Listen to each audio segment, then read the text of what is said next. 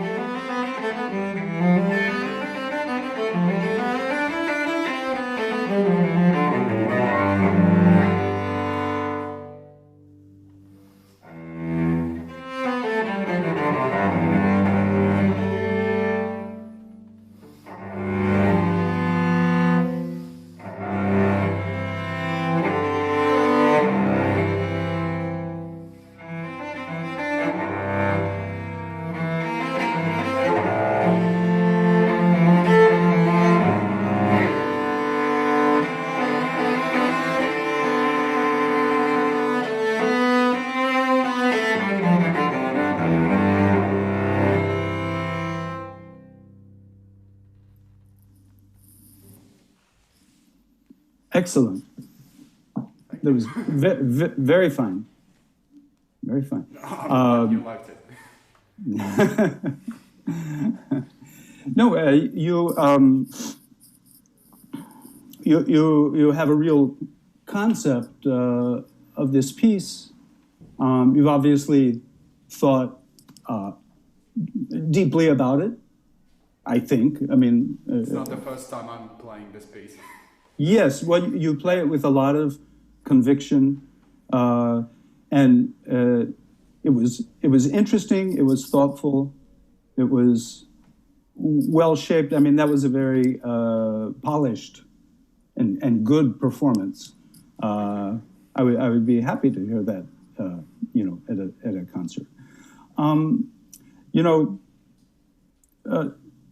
Interesting thing about Bach,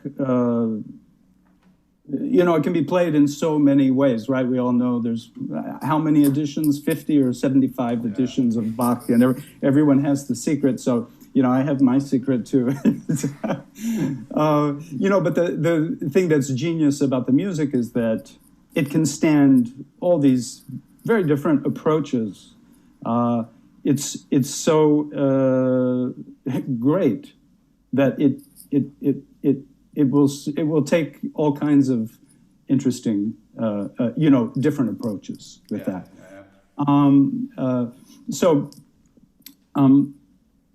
What you do is quite different from maybe what I envisioned for myself, but I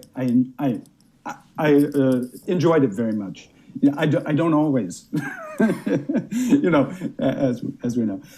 But we could talk about a few things. Maybe one thing that strikes me, I don't think you have a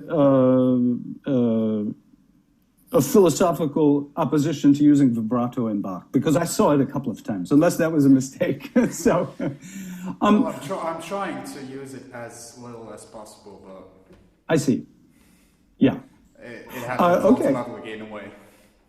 Right. Well, I can't really go there. I know there's all kinds of period instrument approach, and that's for a different discussion. Of course, one can choose to do that. One can argue against it and say, we're not playing Baroque cellos, we're playing modern instruments. It's the 21st century. We have vibrato, we have, you can make the argument, which, for me, I suppose the kind of, whatever, that's probably the approach I take is,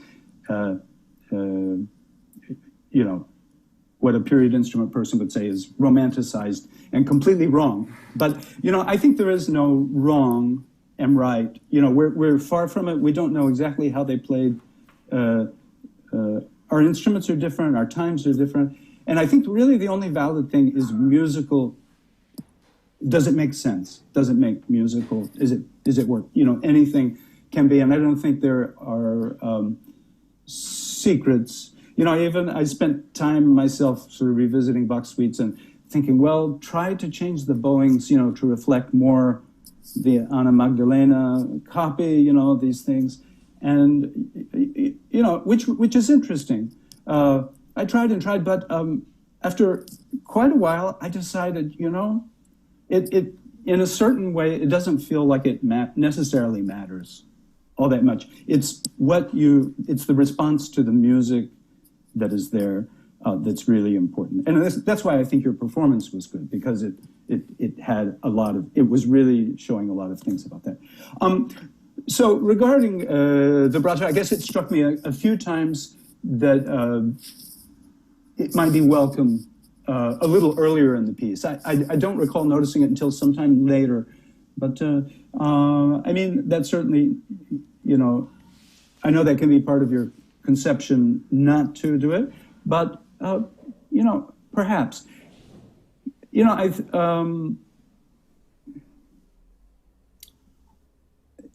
it's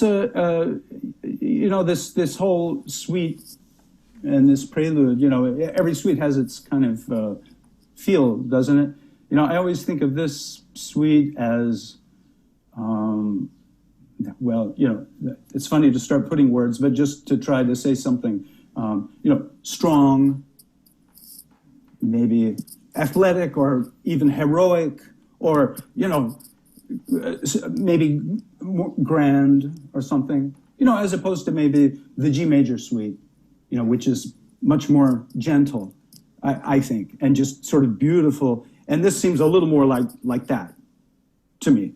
It's bold, isn't it? Yeah. That opening statement is like a motto. This is what I have to say, and that comes back at the end. And 9 bars later,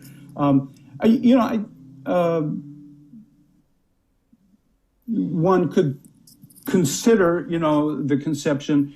You might consider making a little bit more of that in your interpretation of this sort of strength. I noticed the end part, that's a very long and drawn out ending, right? It was interesting what you did. You downplayed it compared to what I was used to. I always felt like it's of course you have to shape it, but he's emphasizing, and no, that's not the end. There's more, and then it just goes on, and perhaps you might bring that out, as an alternative. Yeah. So that would be from, let's see. Oh, sorry, I have music here. I can look at it. I don't need to remember. Yes. Yeah, we can compare Bach on this. Yes. Right, so going into bar 77, I think you came down, right? Which was, I liked it. But,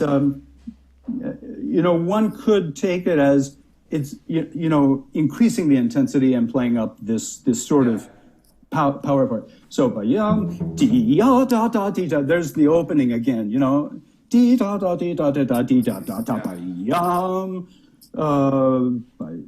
right? Maybe that's, and then he hits C major, but then goes immediately back to the dominant, not finished still, right? So, I mean, it just seems like it's like that in my mind, Ending, yeah. It's almost over the top. I don't really mean that. But that's what struck me as you played. I thought, well, that could be a bit more, forceful or dramatic. Oh, okay, yeah. I mean, one thing to think. I would say when you get to bar 45, these variolages, the broken chords, that's you came strong, and that was it was good. One can come down a notch and let it develop, let that whole section develop, which is also, interesting. You can, when one starts so, hot, so strong, there's less development possible. But I think those sequences that you go through, every 2 bars, moving down in the thumb, that could be more, and then you get to C major, and it's sort of an arrival, and then the C minor maybe is less. These are just ideas. One thing you might think about. I feel it often in people, but yours was convincing. But I think you show things in the music with time, with breaking not breaking phrases, but you take a good amount of time to show. Is it too much? Well, I just think sometimes these preludes, to my mind, there can get to be a wonderful, inertia is not the word I mean, but momentum. Yeah. that comes from almost being a moto perpetuo. Of course, there are moments that you stop, but that you don't let it stop da da da da da. It's going. One still points out exactly, I think, what you did, but you do it more with sound and with phrasing and color. But that there's always this sense it's sort of going. Do you know what I'm getting at? So it's like cutting off phrase endings. Yes, there's a danger of chopping it up too much. Maybe that's a good. So I don't talk all the time, but maybe for fun, to try. Maybe start the opening again and think more about the continuity between larger sections and maybe breaking them up more, maybe within a given sequence, just to see what comes out.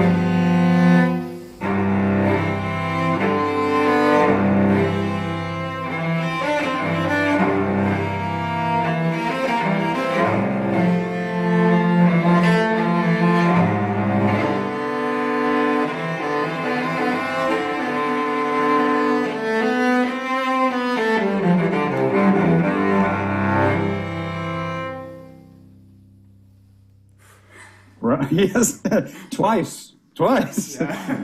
Excellent, and bravo, good. Well, good for you. I mean, you were able, you changed things. You're not stuck in your original idea. I forgot to vibrate again in the beginning. That's okay. Yeah, no, it's very good. As you played it the second time, a couple of small things that maybe could help. Just 3 from the end. When you have the trill, I think that could be a moment of sort of maybe maximum tension. You know, not. I mean, to hold it out in its full value. You know, dee da da da da da da dee ya da ti. You know, feel the resolution coming in a forceful way. It felt like you know, it didn't quite hold it as long as you could have. And then after you know the long variolage passage, and you come to 61. To my mind, that when one arrives there, it's almost like can be a moment of sort of a release, and that's a place where you might experiment with not setting first notes. You play ba dee da da da da da dee da dee da dee da da da da da, you know, and dee da setting. I could imagine that as a sort of it's sort of winding down, but it's moving, like rather than stopping and you know smelling the roses. Da dee da da da dee da ya da da da dee da da da da da da da da ya da dee da da da. Making a difference between the legato that's very singing, and then this ya da da da da da da da da da yam pa dee da da da da da ya da da da, and it's sort of this is a spot. It's going dee da da da da da da da da. You know, and it changes subtly, right? You know, just one note, and you're playing down on the C and the G string. It's sort of an interesting effect, isn't it? It's sort of mumbling, grumbling down there. Yeah. and one can come down, down, down. It seems to me, and it seems like when you reach 71, that you should be at a low point. There should be a general diminuendo that I didn't really sense that, but that would give you then more room to build. Yeah, it's in my mind. Maybe I didn't perform it as well as I imagined. Yeah, I thought that could come down and not to fight the effect. You know, we try to get a sound out on the C and G string, you know, but just that's also a kind of effect, you know, that I don't think Bach would be necessarily against. You know, he sounds like a pretty wild guy in a way, if you know what I mean. He was a very passionate human being, right? And the music is, well, I mean, I don't need to tell you, but you know, it's complex, as they say, the Baroque was, and it's related to romantic music, like I think more than classical music. You know, it's quite.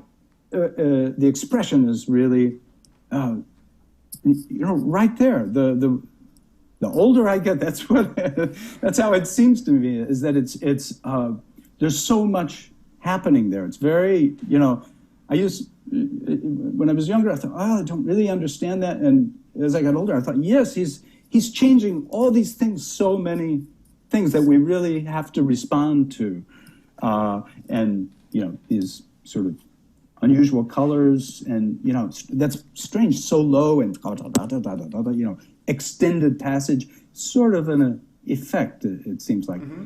So anyway, that was really excellent.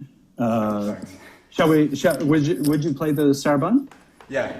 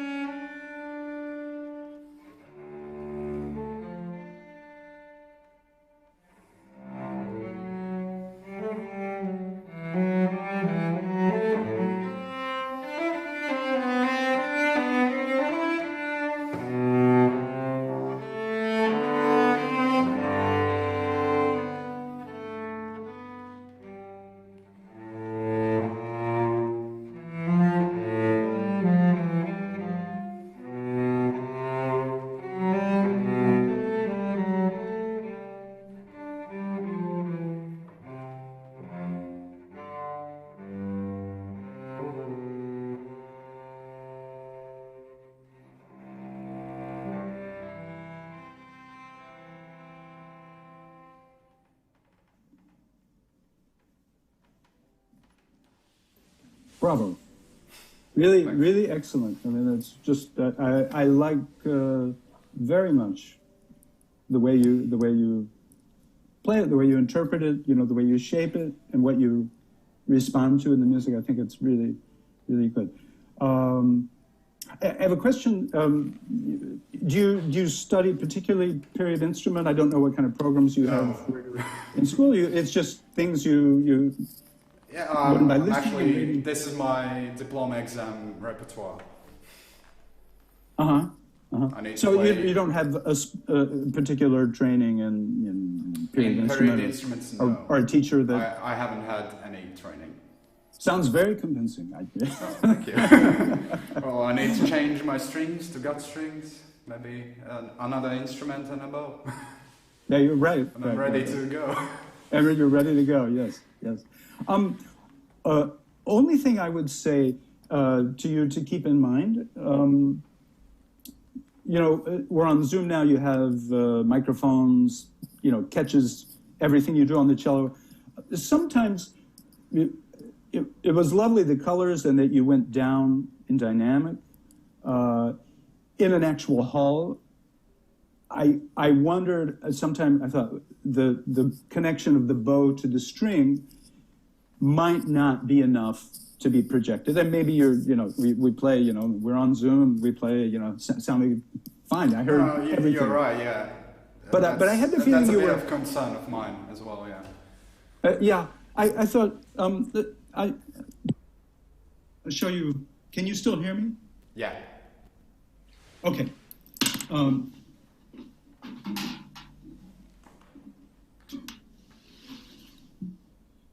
Just that you're trying not to break cello, break computer.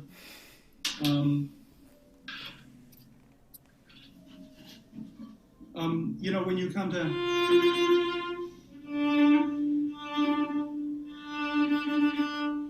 maybe sometimes it seemed like you were actually over the fingerboard. I was. And I thought, maybe not quite so much. And to make sure there's always a good quality connection of the bow to the strings.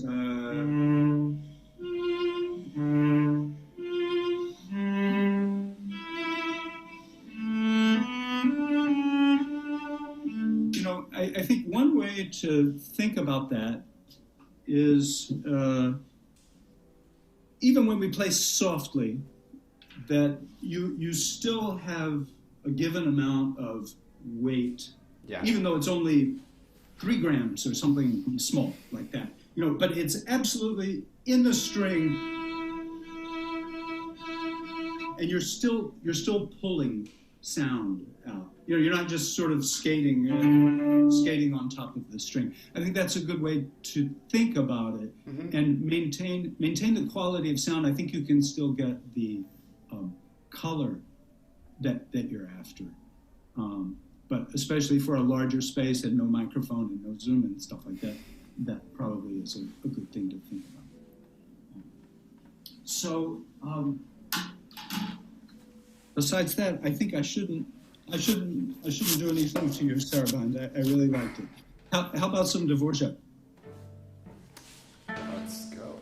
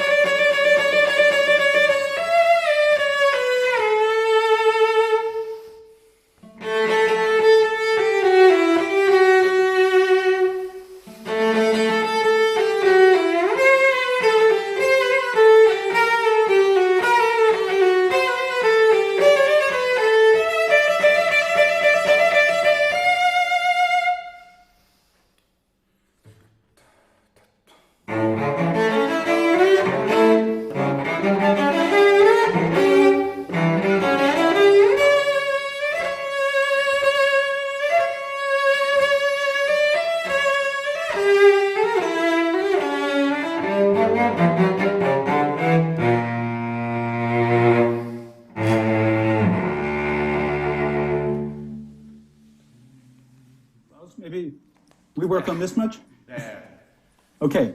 Sorry about the intonation. It's weird not hearing oneself in one ear.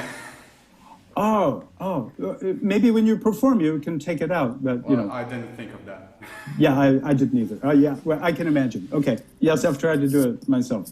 Yeah, well, that's the main problem. Well, one of the main problems when we play the cello, isn't it? The intonation, right? Okay, excellent. Very good. So.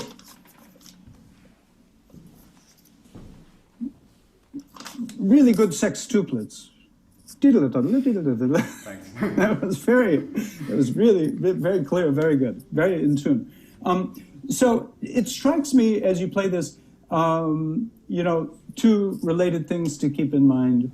I think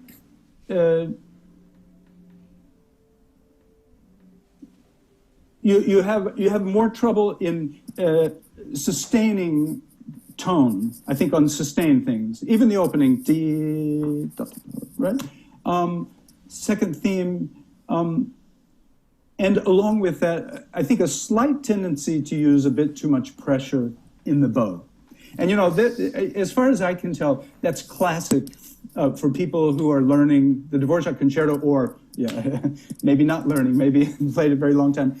It's such an incredible piece, intense piece, beautiful. We all have heard performances probably that, you know, just moved us. You know, for me, it was Rostropovich. It was just such an incredible thing to see play it live. And you couldn't believe, you couldn't believe it. And we tried to basically kill the world from the beginning, you know, and it's very dangerous because we overplay. I think now that's where you could probably improve a lot, is if you backed off 5%, you know, and say, okay, I'm not going to give 100%, I'm going to give 94.7%, you know, just maintain a little reserve, maintain more strict judgment. Is the sound pure? Am I pressing? You know, to not, otherwise we squash the sound. We get obviously less than we're working hard. We feel like we're doing well, but we're killing it a little bit. So how about just to pick a spot, sort of random. This is in the development. Right? That was a place where I don't know if you can understand my singing. Did that make sense? Yeah. Yes. So think of that a little more. You know, I think in spite of Dvorak writing sforzando, accent, you know, he writes so many sort of things that look like this is a hugely percussive piece. And I don't think it is. It's a very singing piece, very lyrical, you know. And this is a spot also, I think, to sustain the quarter note a little better. Ya-da-da-da-dee, ya-da-da-da-dee, ya-da-da-da-da. You know, to sing through that a little bit. That was a spot I felt that the tone didn't quite come through.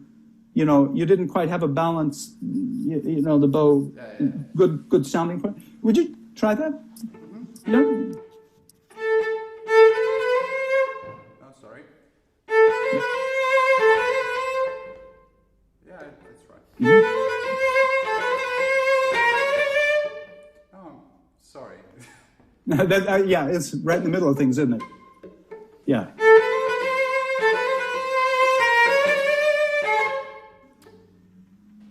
You know, can I suggest something, Klāvs? I know, I'm sorry, I picked a tongue twister of a spot, but pay less attention to the 16ths. Let them just come off, yabba-dabba-dee, and go for the quarter, yabba-dabba-dee, yabba-dabba-dee. Yeah.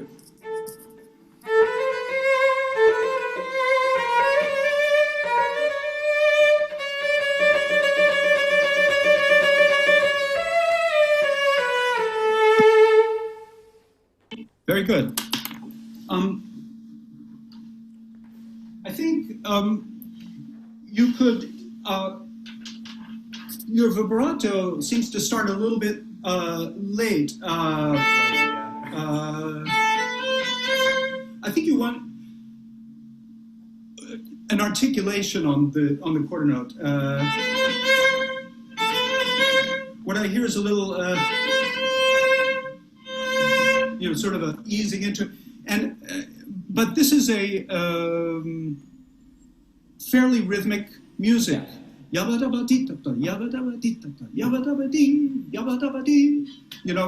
I think you want that to sound a little more rhythmic. Could you try to so.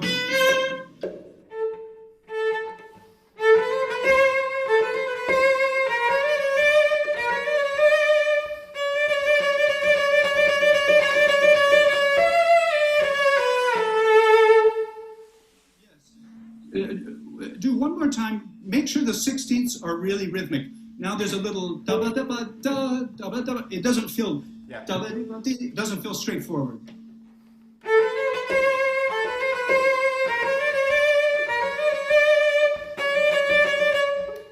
I can do more.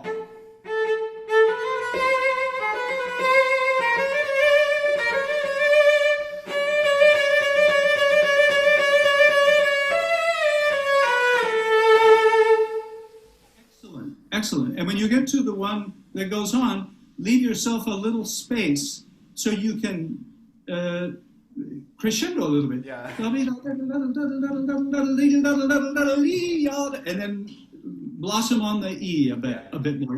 Catch the E beautifully with the bow. How about right there?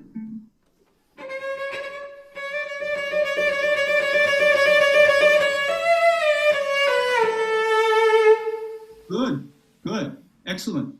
Now, how about continue from there with the same idea? Just not to press, just good, well-produced tone. Yeah.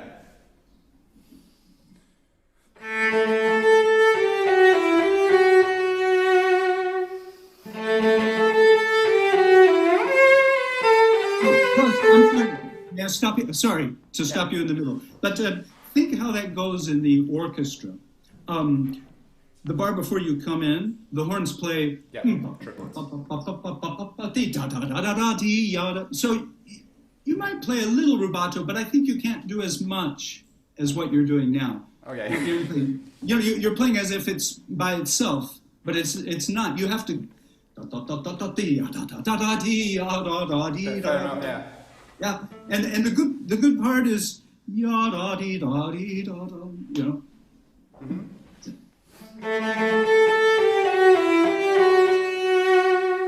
And crescendo.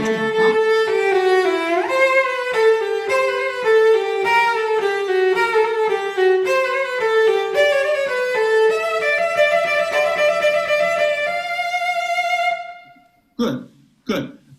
I would suggest. He writes a crescendo on the whole bar, but a bit to that top A.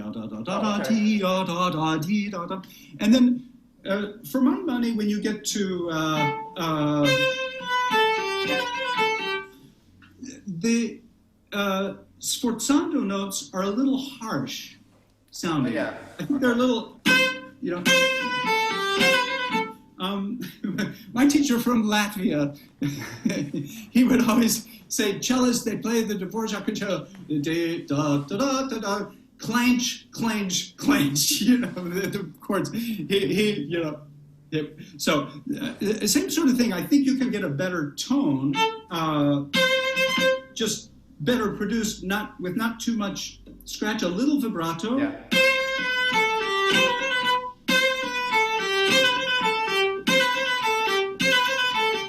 So it doesn't become, because I don't think that's the character of the music. It's singing, essentially, it seems to me. Yeah. Would you try? Yeah.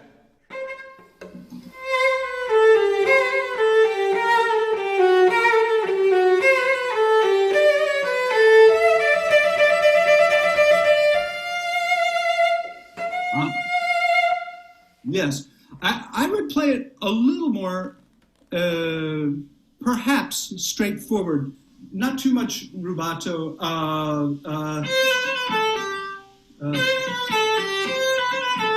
I'm trying to vibrate the C. That's why I'm doing. I see. Yeah. Well, you know, a little bit. Yeah. Essentially, you know, this whole section is moving forward. You know, we've had a ya da da da da dee da ba da da da da, and then ba yum ba da da da da dum. You know, da ba dee ba dee. It's driving. It's always driving a little bit. And now ya da dee da ya da da dee da ya da dee da da da dee da da da dee da da da. But you know, I think that's it's a singing tone we want, but I don't think we want to monkey around with it rhythmically speaking too much. You know what I mean? Yeah, because essentially, he's heading somewhere. Yeah. You know, would you do it once more? So I think I might have overstated my case. I might not have said it clearly, but I think you should articulate. Just make sure the sound doesn't scratch. So you might make sure the bow is really, you know, articulate.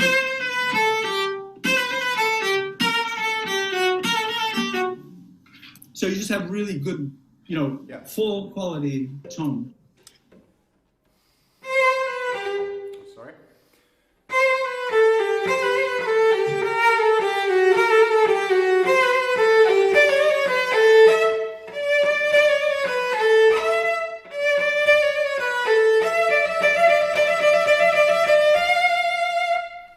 Bravo, excellent.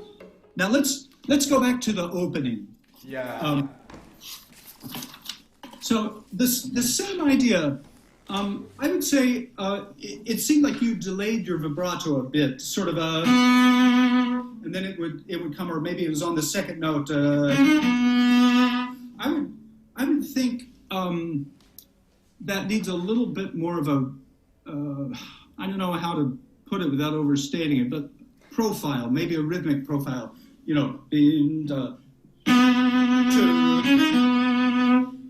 know, the cellos play pizzicato on this. Da, da, da. So that implies a certain strictness of the rhythm.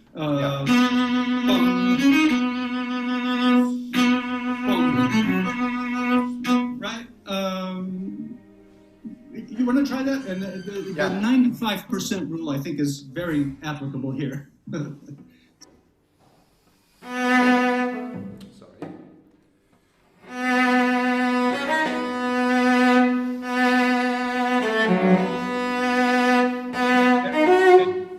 Now, so you seem to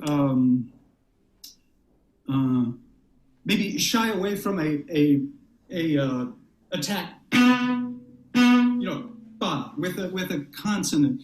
Maybe this is a good place for it. You know, I think we're looking, when this entrance comes, we're looking for a certain intensity, you know, a certain statement, forcefulness. And I think part of that comes from the articulation, from a real, you know,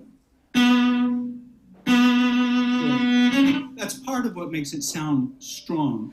So you know, I think we catch that note, and then we go back a touch, right? You know, and then we sustain it above, rather than, you know, trying to do it all the time, right? Yeah. But that gives an impression of, I think, strength, power. I'm trying to get a nice, you know, a consonant at the beginning.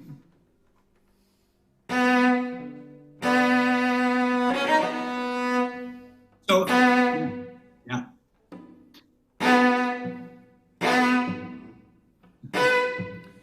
Klāvs, may I suggest?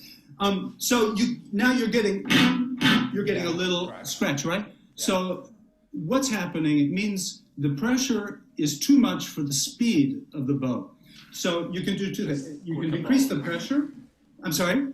Just quicker bow. Or a quicker bow, right? Or a little bit of both. But you know, I know some cellos react differently to how they're set up, whatever. But you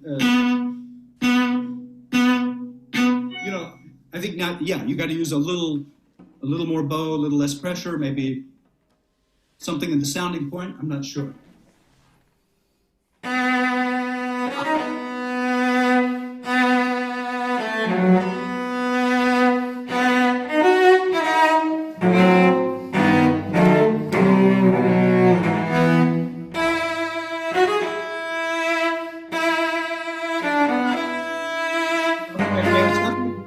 Because I think that's important. I think it's a habit of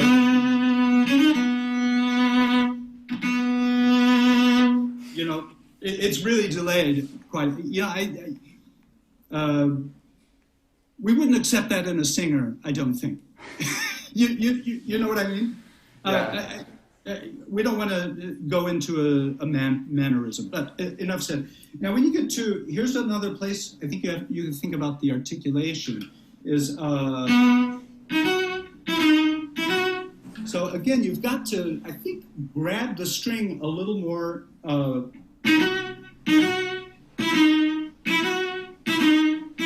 make those 16ths clear and, you know, pop out. I think it's just what you're doing with the bow. You're not quite used to catching it.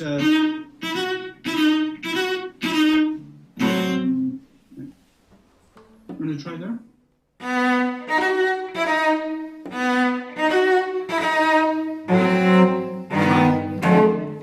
Much better.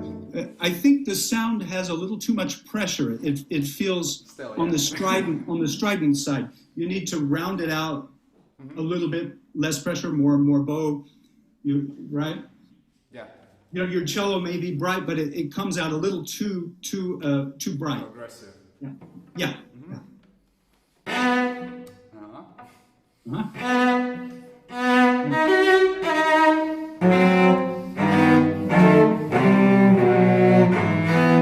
What do you suggest to do with those chords? I do all down bow, and I try to basically catch them in one stroke, not break really. You know, use enough pressure that you catch all three and then just hold the top two. Because I think what we want to hear is, there I go about the melody again, but right, it's a motive in the piece. So I think we want to hear.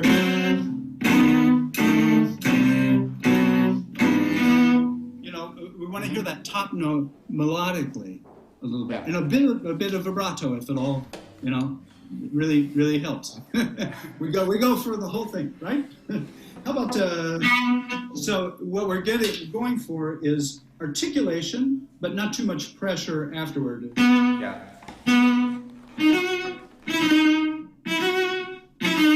You can even see. I don't know if I'm giving you a view there. The bow moves at the beginning, moves faster. Yeah.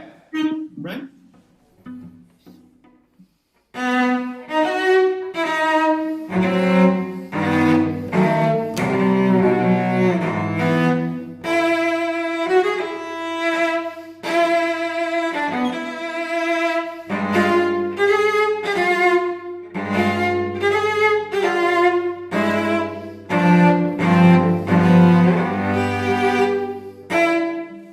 Yes, good. That second one, yum, ba-dum, ba-dum, sounded very good. Excellent. I think that's a good direction to go. Yeah. You know, articulate, but not harsh. Make it a round. Go for the round. It's a known problem of mine. Yeah. I play too much with vertical pressure. On the I see. Yeah. It's easy to do. You know, making sure you have. I mean, your position looks excellent. You know, your playing position, but make sure you have some flexibility. Yeah. In your fingers that can help, and that you're drawing the sound. You know, always drawing the sound, I think is good. I don't know if I have to stop. I just see the clock. Is anybody waving madly there? I can't see. Someone's waving madly, but I guess we have to stop. Is it up to me to stop? Nods. I wait for somebody to pull me off the screen. No, I saw. What does Tom say? I think we have to stop. Yes. Okay. Yeah, I didn't want to go over and. More or less, we have to round up. So if you have any suggestions for me, that would be lovely. Okay. Just a couple of small things. I would keep it. When you get to, then I would keep this just soft and without a lot of action.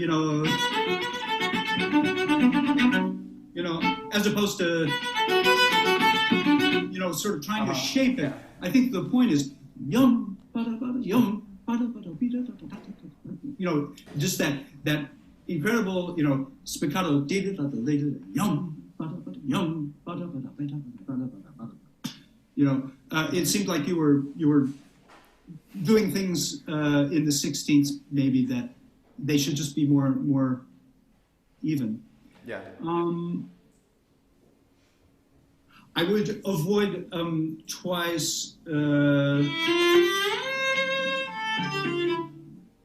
That was a little maybe on the flowery side, but then twice the same. Yeah. Then they said no, we draw the line there. Maybe once you or a lighter. That strikes me as not a heavy expressive place, but more perfume rather than passion, right? So that might be something to think of. The second theme, make sure you start that. That's where you want to show, full sound, bow into the string. So make sure you're really, sorry, get where you, but in the string, go. Really. I know it's only piano, but I think you want rich singing sound. Everybody's waiting for the second theme. You want to pay out. Give them their money's worth. No, it's just a beautiful moment. Yeah. And you want the quality of the cello. It's the perfect register of the cello. You want warmth, beauty. So sink into the string a bit more, I would say. Yeah. Bravo, Klāvs. It's really great to hear you play. You're doing excellent playing. It's been a pleasure.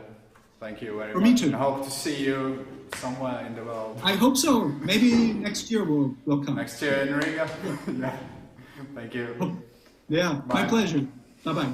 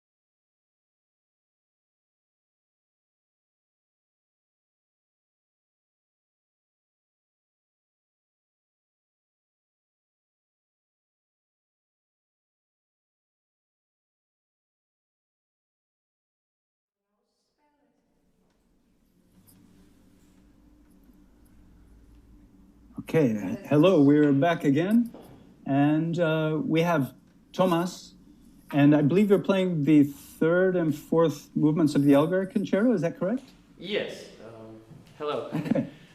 Right, and if you're more comfortable, you can, I don't know if you're wearing an earbud. Yeah, I am. If you prefer to take it out while you play, that's fine, and then you can, because I'll let you play the whole thing, and then you can put it back in when you're finished, if you're more comfortable. Yeah. Well, for the for start, just the third movement. Yeah. Okay, just the third movement. Good. Yeah.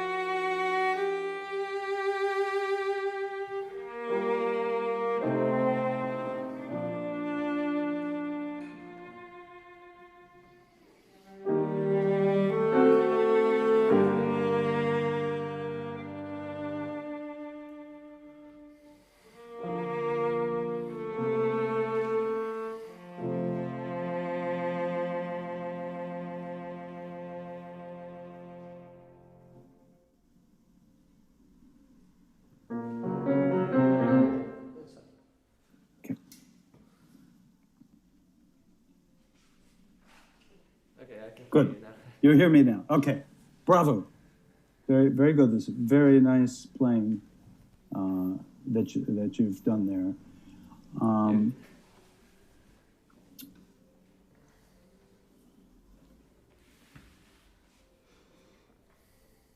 Just a mundane word, maybe before we go into the piece, but I think your general technique seems like it's working well. The only thing I caution you about is your right shoulder, which seems to elevate a bit. You know, zoom is a little imperfect, but I think that's what I'm seeing is a a bit of this. It feels a bit worked up. Yeah. Well, I thought I could see it, and I'm not sure, but I wondered if you were twisting slightly with the right shoulder forward. That I couldn't really tell very well. Well, me neither. Yeah. I have the feeling you're fairly tall. Is that correct? Actually, no. I'm quite average. Oh, okay. I had a very tall student who had a similar situation, so I was wondering. But I think to make sure that we don't start to turn this way, and to sometimes the music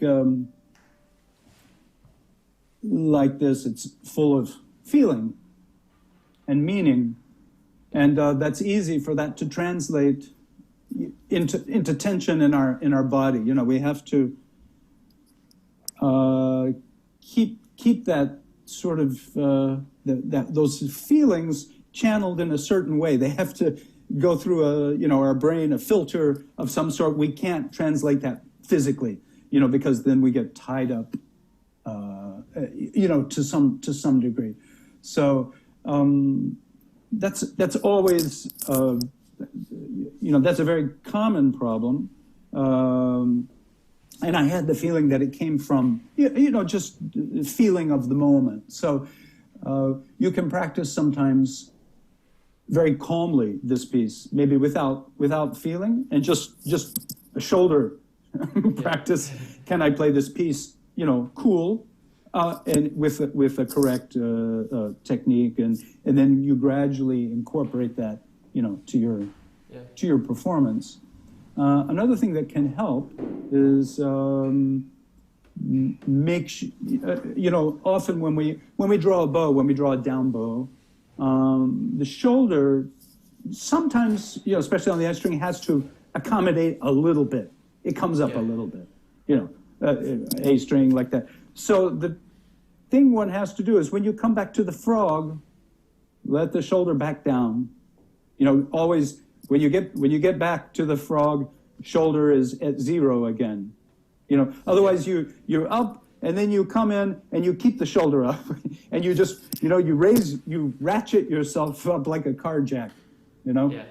Like so. I mean, those are things to think about, but that's very important that we maintain a good posture that enables us to play well, play easily.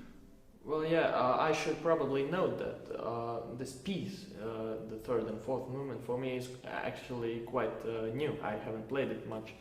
I recently studied. Maybe that influences some of my absolutely stress in the body. Yes. When things are new, all of our, our tendencies that we don't want, that all comes out when it, the more new it is, the less experience. So that can be very true. Maybe, So just something to keep an eye on, Okay. So,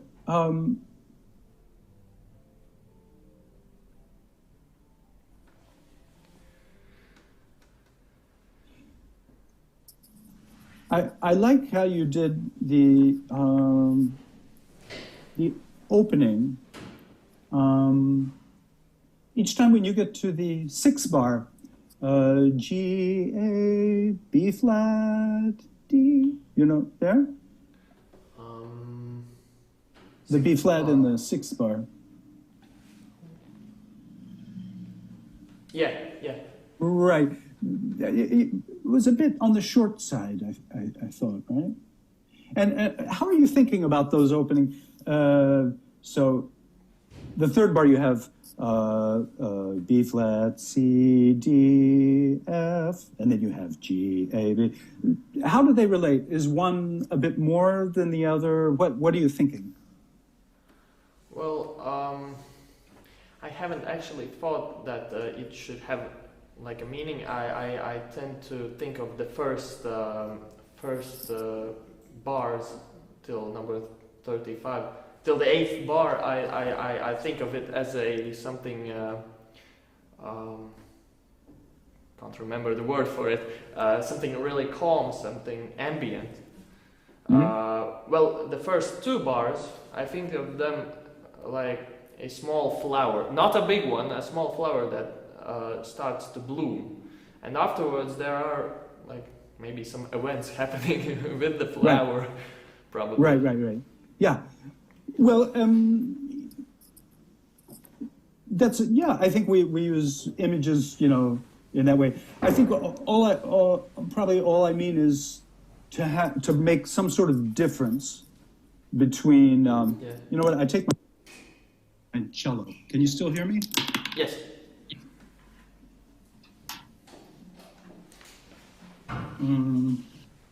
So some difference between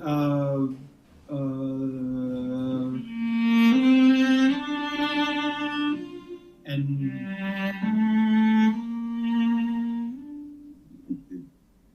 maybe the second one might be a little less, a little more. To me,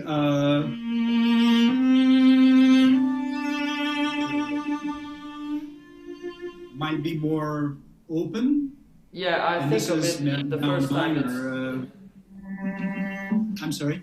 I think of it as the first time it's more demanding, and the other one is like, calm down. Yeah, a little back. I think you could do that more.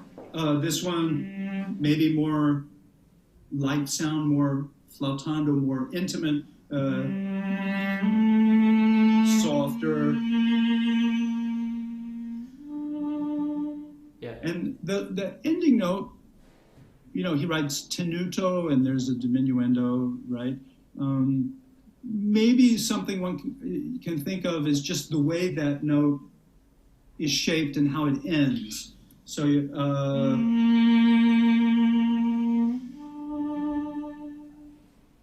as it goes to nothing, but that we really shape it. We don't just play and then it sort of stops. But that we end it in an artistic way. A poetic way. That gives some sense.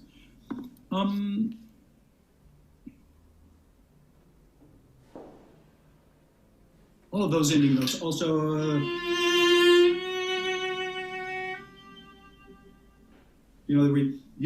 Because you're by yourself, right? The orchestra finishes, and it's just the note of the cello. So it's very important how you shape it.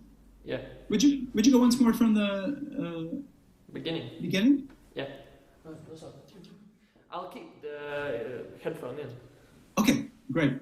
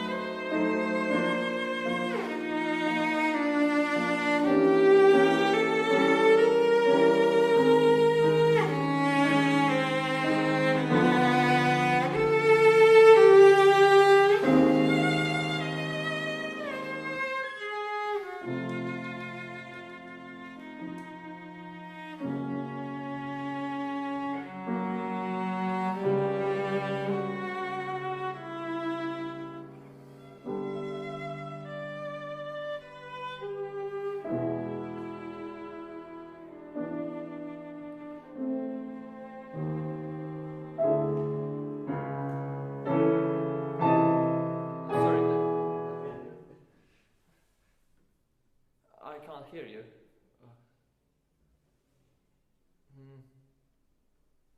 There I am. I forgot I muted myself.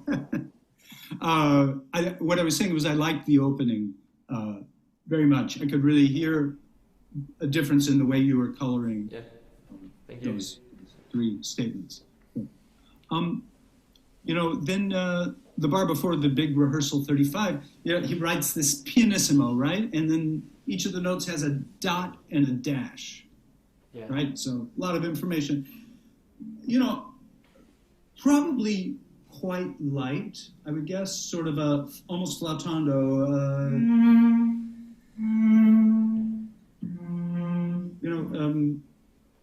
It's like expressive, and then it's a little bit back. It's like as if you're thinking of something. You're remembering something, and then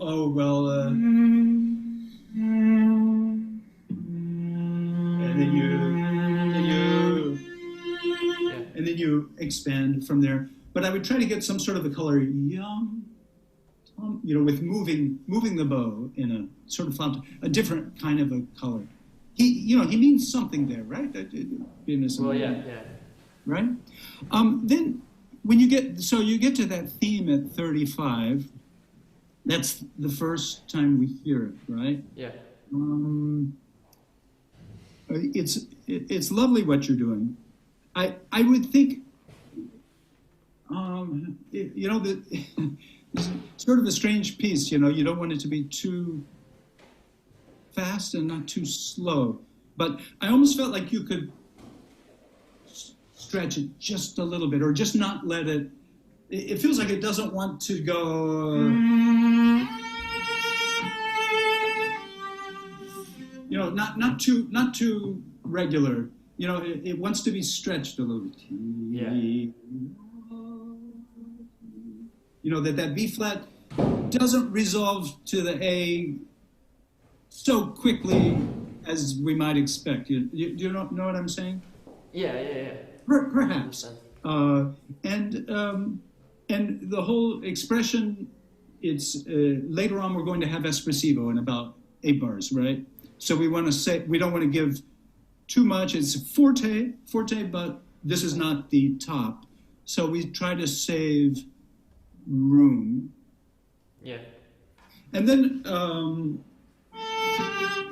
when you get to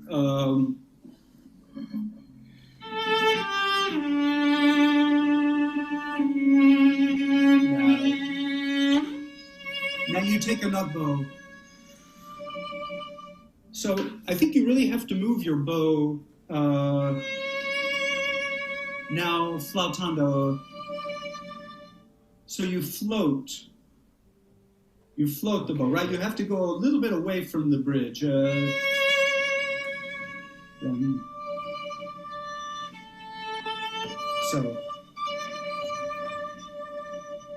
Right? So you have about 2 hairs of the bow touching the string, and then you can play it very lightly and get a pianissimo effect there, right? And then we come to now we have accent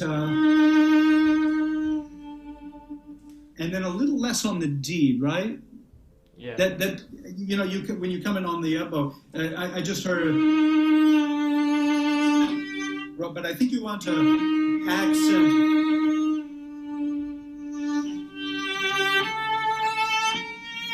And again, now I would make this a little softer, the first of this, because these surprising intervals. Now, that's that B natural.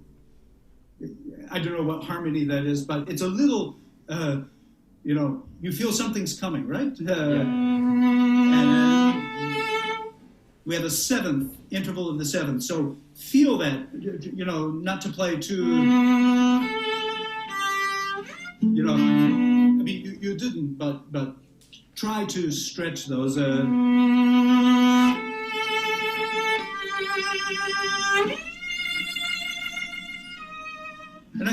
take, he writes tenuto on that top note. You could take a little bit of time. I know it's not easy with the bow. You really have to save.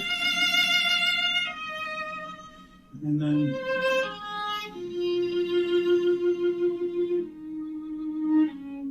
Right, so I just think you have to, there's a certain flexibility in the tempo that you can take that's a little bit, more expressive. Am I making sense? Yes, yeah. Completely. So would you go once more from maybe and play? Yeah. Okay.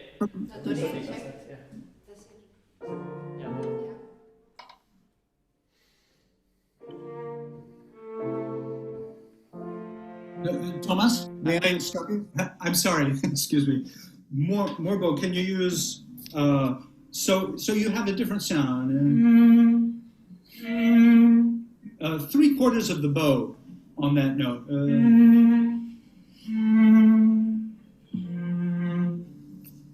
Okay. So you get this flautando sound.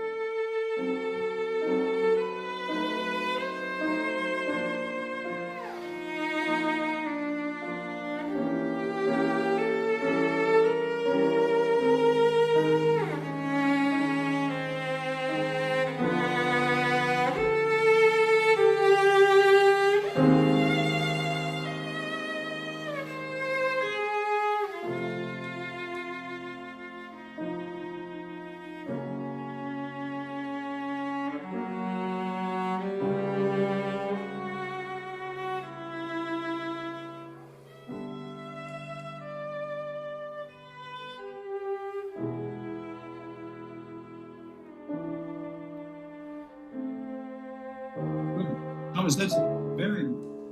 I really liked that. I thought that had more breadth. More. Very good. Yeah, thank you. It's hard to put your finger on this movement. It seems to me, but that's one thing. There's a certain stretching in certain places that is important. Yeah, it makes and nothing. It just makes it breathe a bit more. Yes. Just that you almost had it, and I just want to talk about that again. Now, find the spot on your sounding point of the bow. Go away. Find where you can move your bow lightly and in a pianissimo way. A relatively quick bow, right? Can you just try that on the D? To try to find a...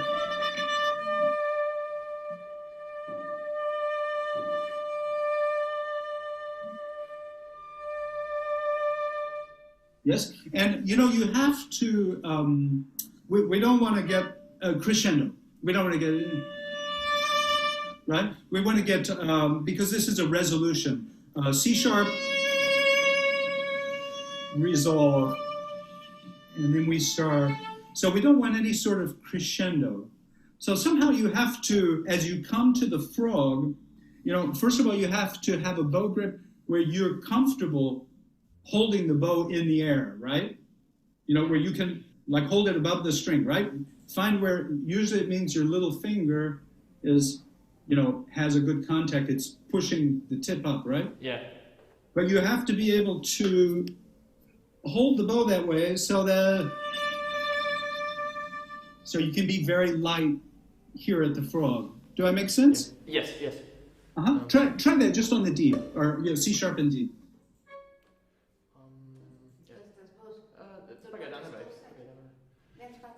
Yeah.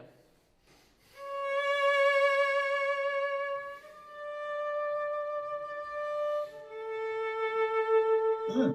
Excellent. That's your. I think you're on the way. You'll learn to connect that well, where you play C sharp,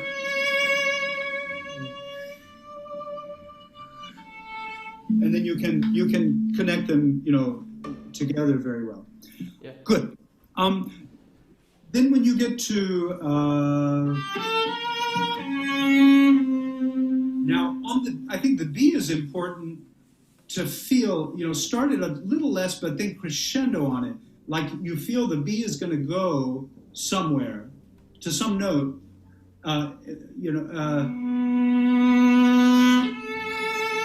Right? That if a singer sang that seventh, that's a big interval, right? Yeah. It shouldn't feel like. It shouldn't feel. It should feel. And again, so you feel a big distance. Yeah. And it's a beautiful moment, and the harmonies are unexpected, and right. So that time, and then when you do it again,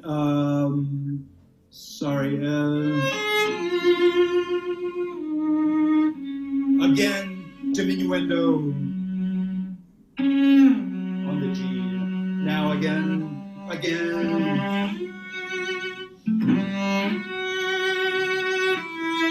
Crescendo.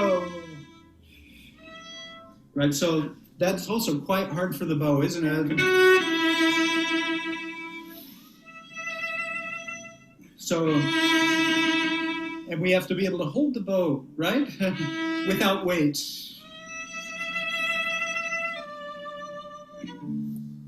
Yeah. You see what I mean? Yes. To be able to control the dynamic and the sound.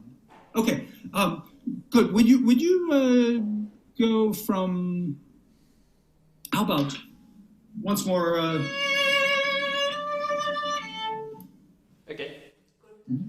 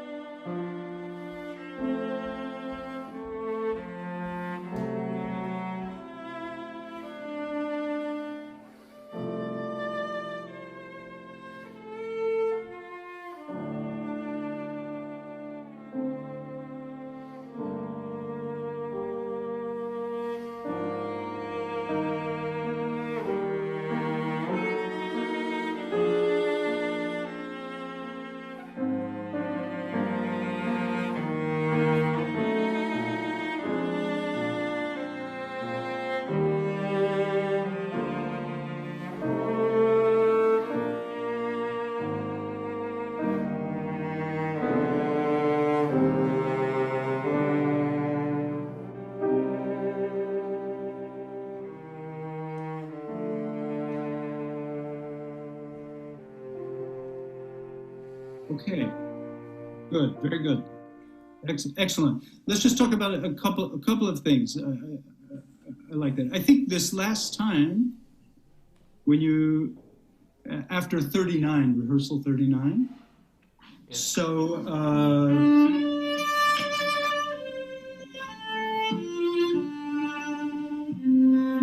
Now the theme comes back, right? And this time he writes tranquillo, right? And it's basically the dynamic is pianissimo, right?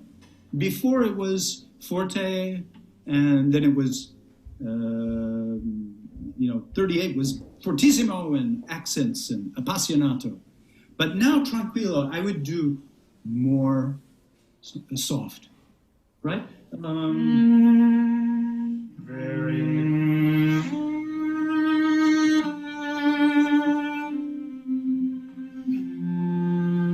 And diminuendo. Very inward, you know? Yeah.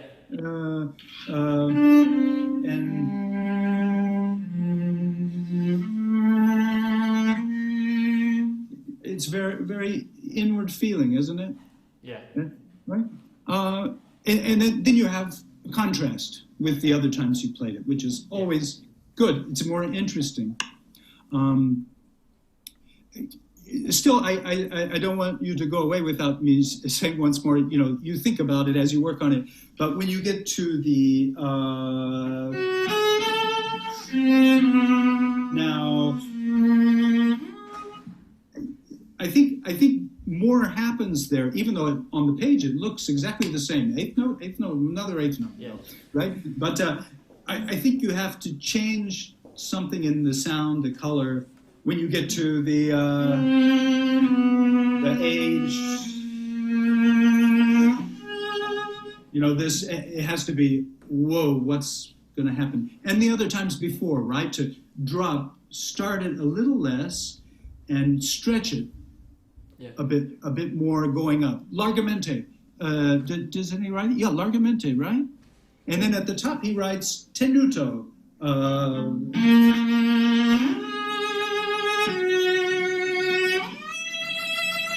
Right.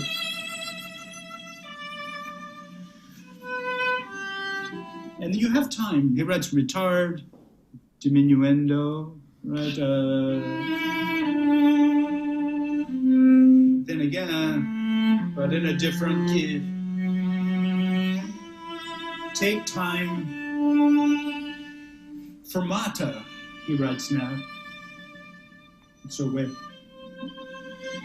So I think those, pay attention to these.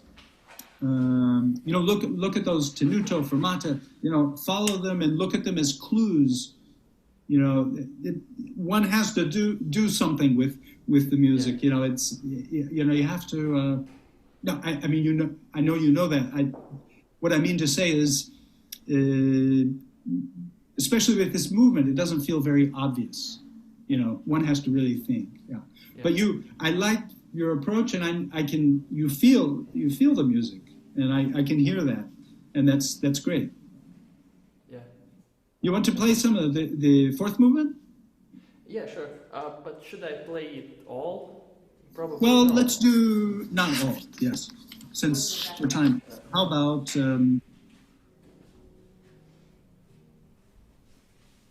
till maybe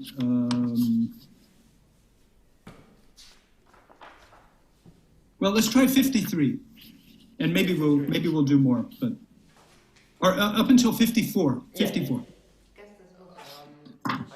Tātad no 4. daļas līdz 54.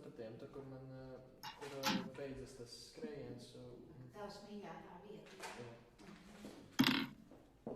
Es ņem ārā klausus. I'll take out the phone. Ārā, kamēr spēlē. Nu, gatava?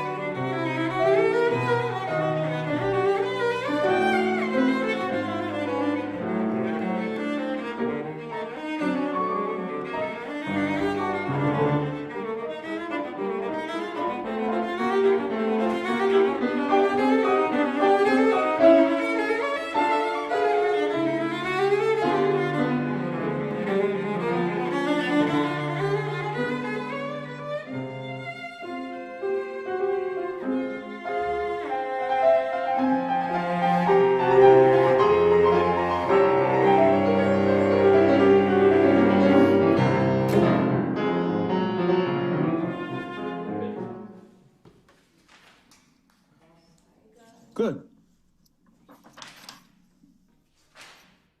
Okay, I Good. can hear. Excellent.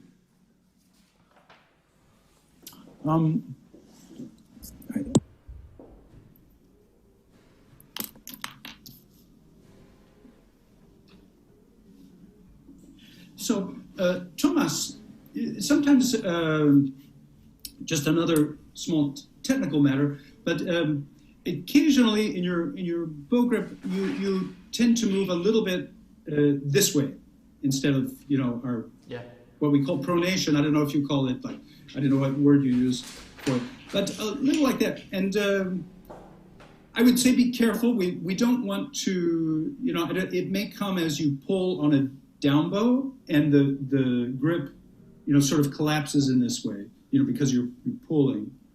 But maintain even when you're pulling, you want to maintain this turn in the bow, right? Because you get here and then you lose flexibility. You no longer have the fingers at your disposal to help you.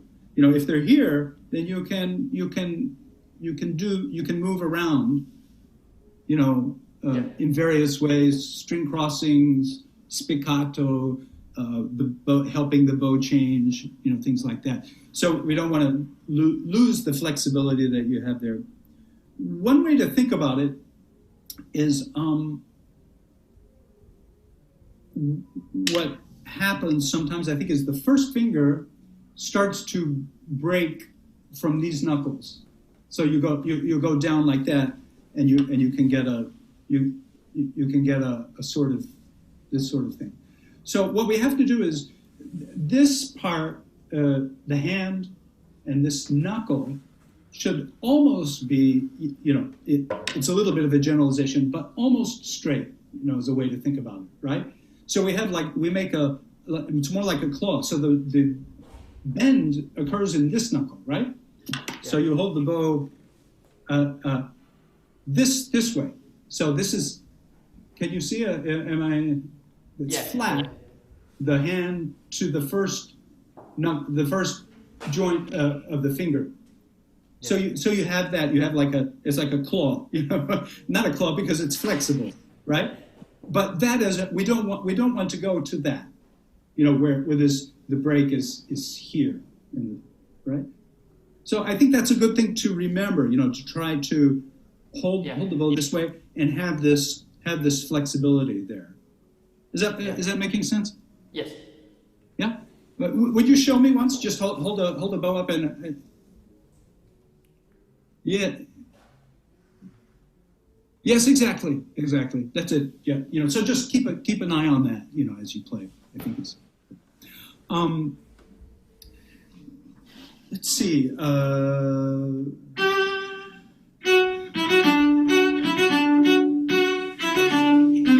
When you do this stroke, I think you're using your whole arm, and I think the elbow has to be engaged.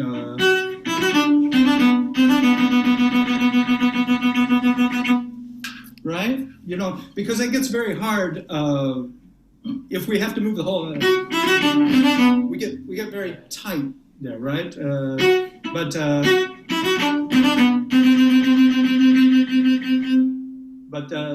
sort of the way we détaché, elbow, right? Right? So the elbow has to bend a little bit. Can you try just a little bit of that 44? You can play a little slower or softer, but just to make sure, get this motion where it looks.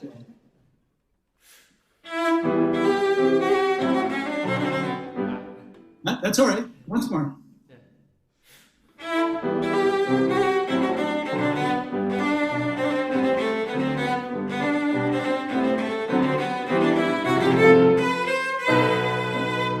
There you go. You did it. Perfect.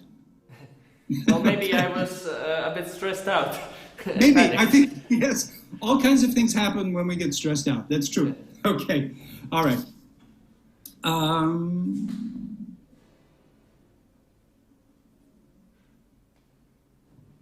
So On your first entrance, make sure the first bar isn't too slow, right?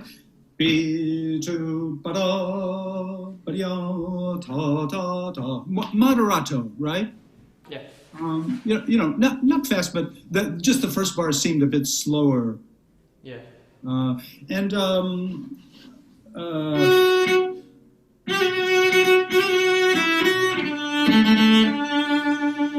I would a little something extra for the C. I think that's important. No? And then you make on the B big diminuendo.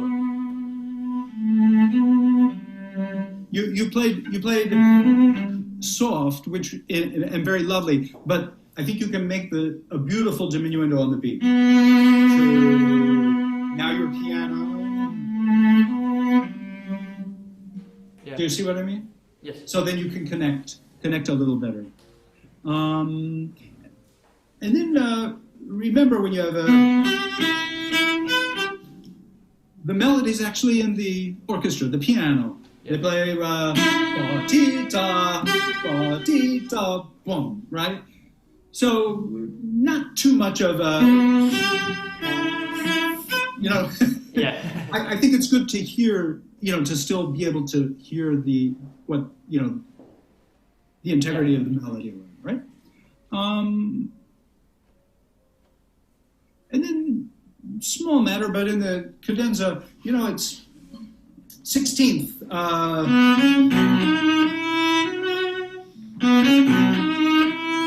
2 16ths and then 2 8ths. Everybody, it's tendency to play.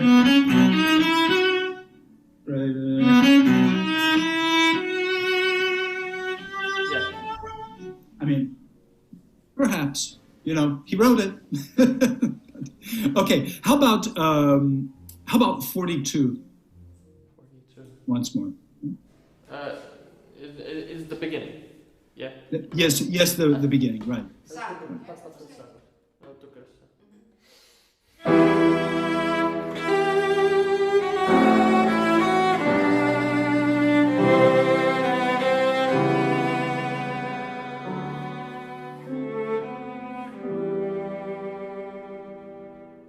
Will you do once more, Tomas? I'm sorry to stop you. Right now, I made you play too fast. That's a bit. I didn't mean quite that much, right? Just only the first part. Right, and save your bow. Save.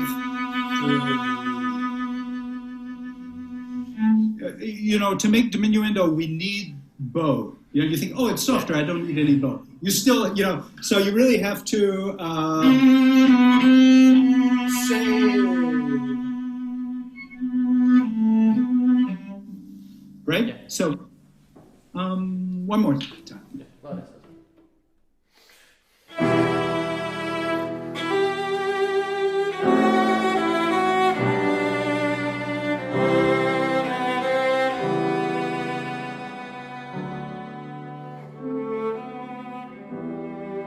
Okay, Tomas, at the risk of being a pest, I'm sorry, but spread the eighths a bit more. Now it sounds dee da da da, dee ya da dee. I think that helps the expression if you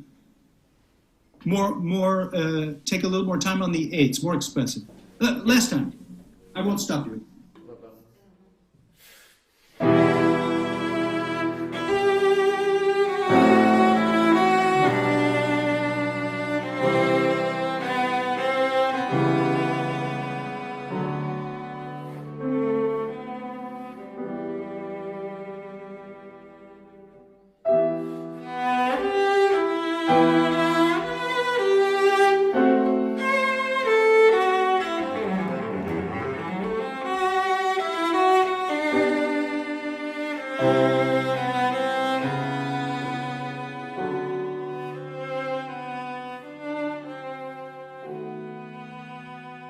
Right, so Tomas, there's just one, after you come back from,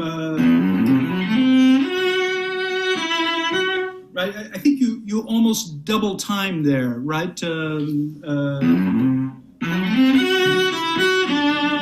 and then your tempo gets a little bit too fast, right? Sorry.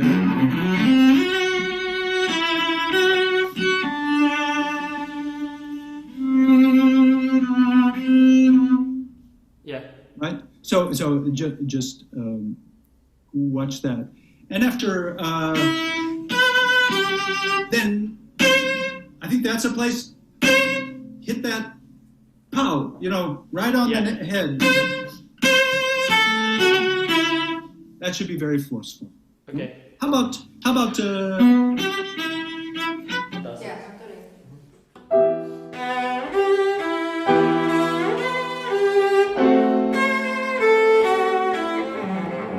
Yeah, sorry.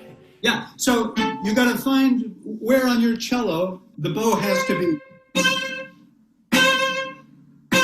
real consonant beginning. Pa, pa, be, da, da, da, like a trumpet. Yes, exactly.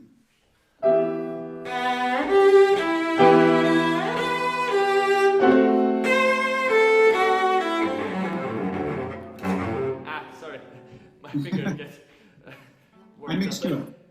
Yeah, good. This one, but the C was good. Yeah, do once more.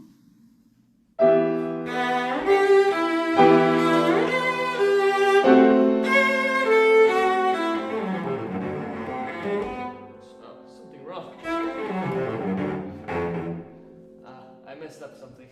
Okay, that's okay.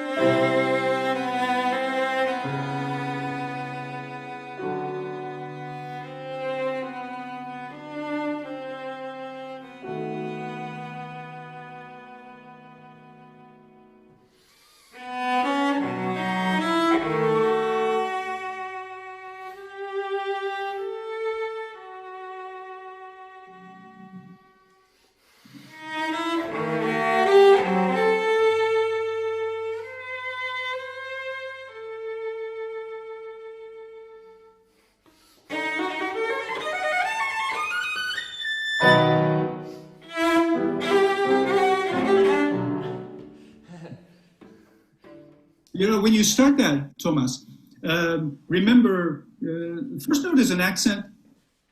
Second note is this caret. Yeah. This thing on top of the G. Yeah. Probably that's stronger. Yum, ba-dee, yum, yum, ba-dee, yum. So don't be too strong on the first note. Yum, be, yum, ba-da-da-da-da-dum, be, yum, da-da-da. It's always that second beat is a bit more than the first. Yeah.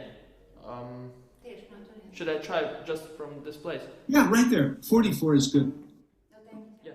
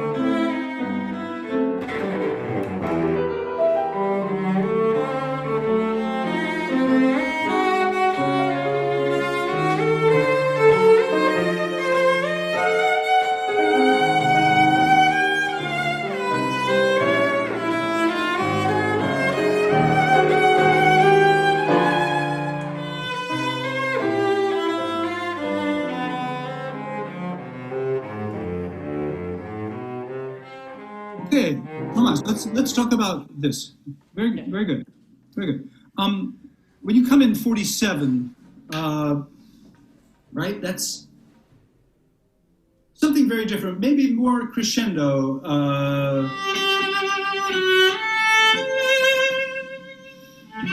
You know,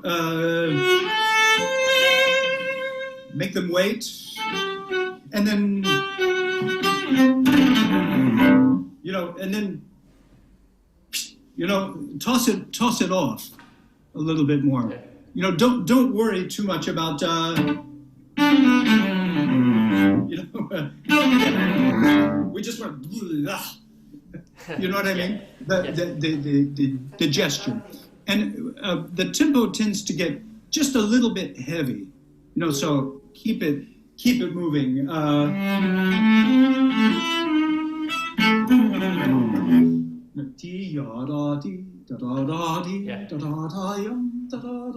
know, it's getting a little a little bit too much.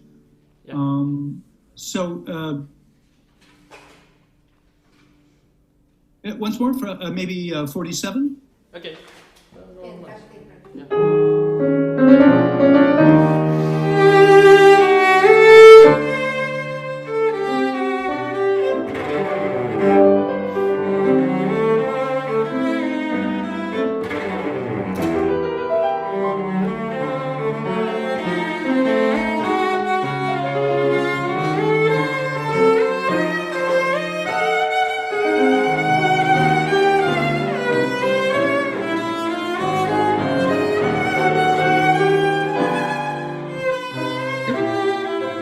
Yes, so I think you can, when you have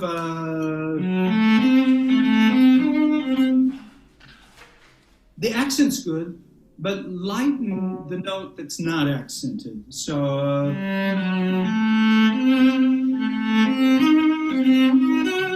now we have a little, you know, they all feel like they're right. Did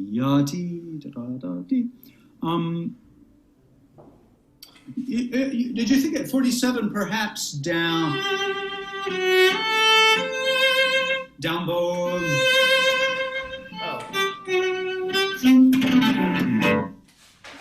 Right, to do that backwards, and then up bow. Might be a possibility. You know, you can try that if you want, but you have to be careful. You're a little bit late in the fifth bar of 47. The upbeat yeah, I noticed that. Yes. I seem to not hear the piano.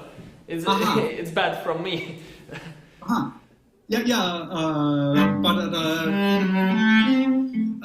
You know, I think maybe after the passage we go, whew, you know, and the brain stops for a moment.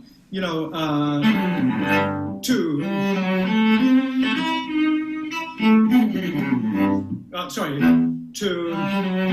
just keep, you know, keep the counting going, and you know, and you'll hear the piano. But and when you get to 49, sorry. Then now we have forte, a little heavier. Ya dee da da da da dee da da da. Yeah. He writes, well, there's a sforzando somewhere there. Da dee ya da dee. But it's not so elegant now. It's a little more forceful. And then then he goes up to the high A flat, right? So hold that fermata a little longer and say da da ya. You know, virtuoso. Yeah. All right. How about last time 47? Maybe stop at 50, and we probably should. Yeah. Okay. Call it a day. No, vēlreiz no tās puses. 47. Tāpat vien. I'll try the down bow. Okay.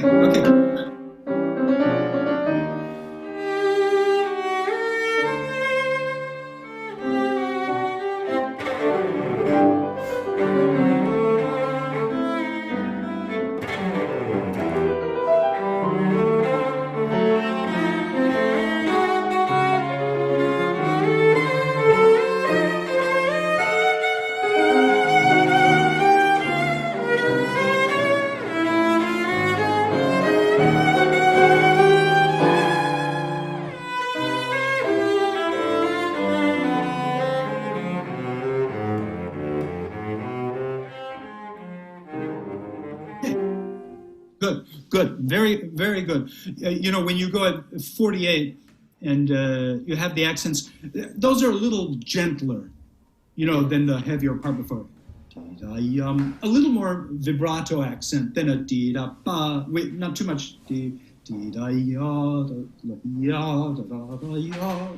You know, sort of a surge, but not a ba da dee. Right. So I think you could be a little gentler with those. Okay. Yeah. It's very good. I like how you're playing this piece. So it's new for you, but good. Well, I still have a lot of work to do, but don't we all? Okay, it's been great to hear you play. Probably we should stop. I think I'm seeing the clock, and I assume we have to. So we take a short break, and then the next person may. Well, thank you very much. It was my a pleasure pleasure to be with you. For me too. Thank you for playing. Hopefully we'll see sometime in the future. Yeah, hope we'll see you in Riga one time. Yeah. Goodbye. Bye-bye.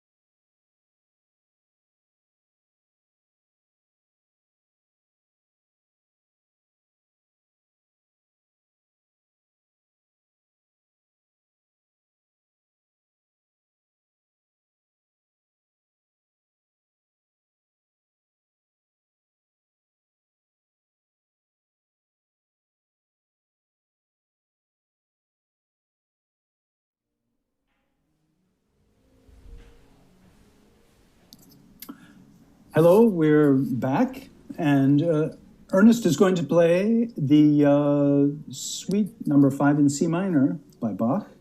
That's right. And afterward, Honegger Paduana, I believe. Is that correct? That's correct, that's correct. Okay, great. Do you want me to play both movements or just the first one to start off? Maybe the first one. Let's do one at a time. Okay. I'll take my earpiece out while I play. Yes, yes. More comfortable that way.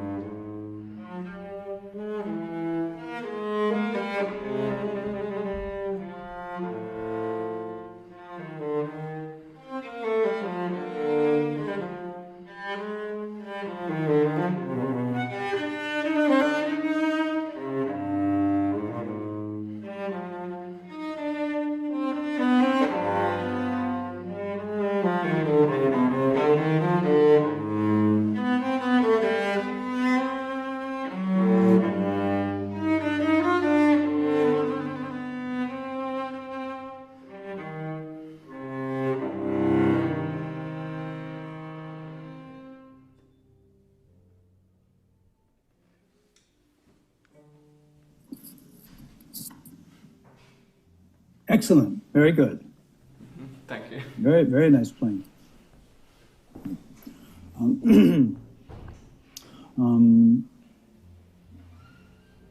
Have you played it both ways with these regular tuning and the scordatura? No, I only haven't. the scordatura. This is the first time I'm playing this suite, pretty much. So, and my teacher suggested I should play with the scordatura. So, yeah. Yeah, it's a lovely sound.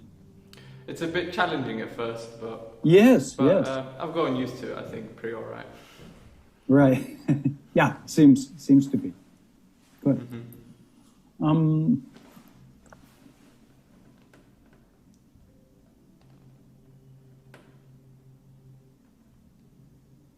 So it's extremely good. Some things, it's not so much later on, but at the very beginning, it seems to me it could, I don't quite feel the sense of pulse. And I think it has to do with the opening chord, I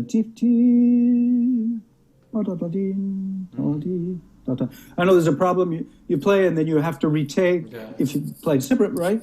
But maybe it's a matter of just having somehow keeping the feeling that we have be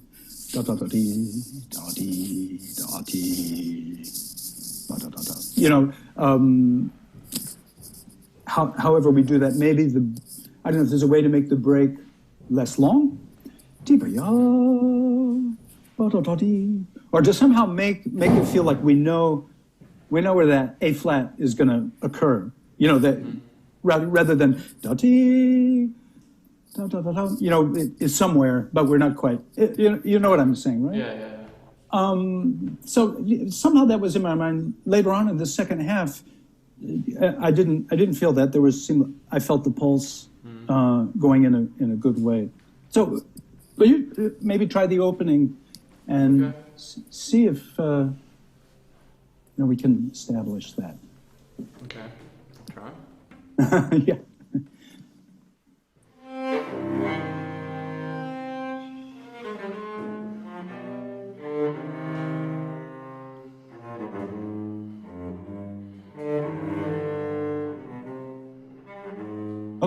Okay. Yes, good. So I think now that I'm listening in this context, I think it's just a little bit on the late side. You know, by the time you get to the third beat comes a touch late.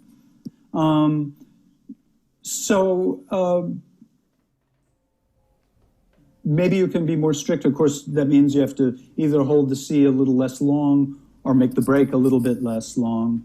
But to try to make sure those first two beats are in the same tempo, you know, pretty much as the rest of the bar. Feel the second beat, I would say.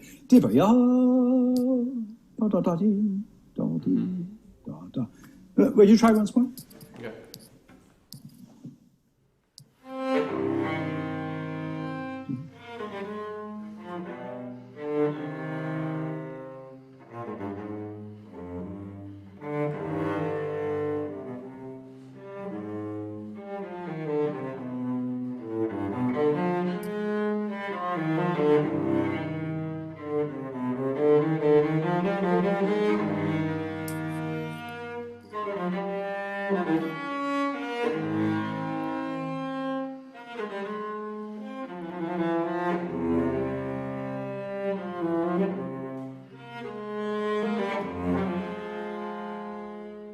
Okay, good.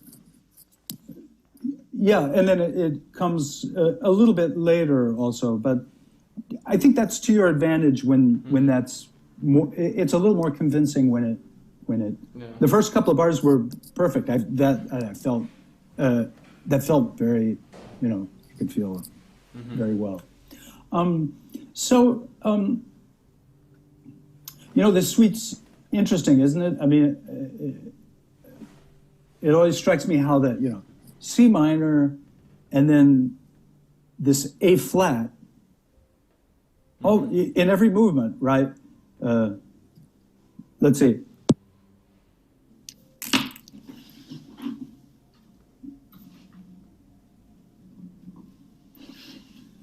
So,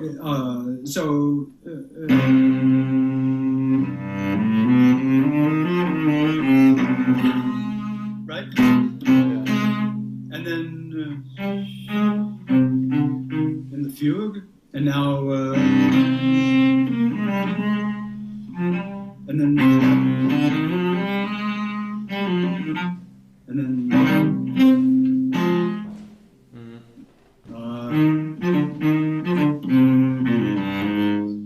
So it's like a motive almost through the whole suite.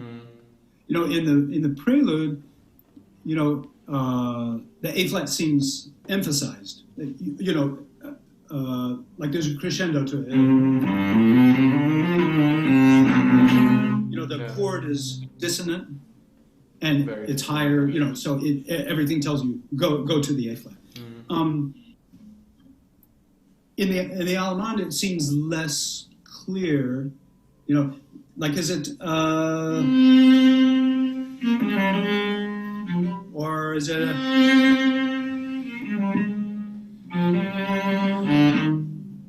I always thought of it the second way, that the A flat, it retires a little bit. It's a more colorful and not a step forward, which works out with the rest of the bar.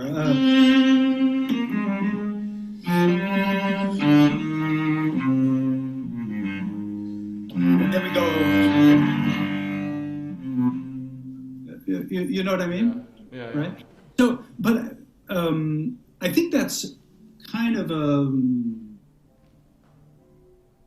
central part of the way the music's written, is that relationship, how the C, how we color that.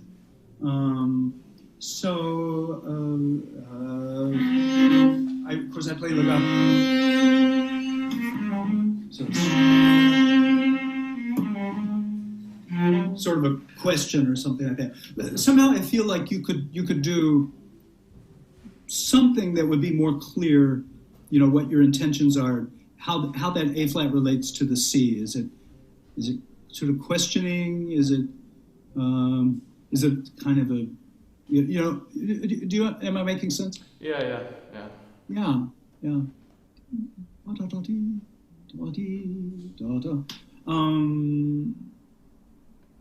And I think that, carries all the way through the piece. It's not with A flat, but right.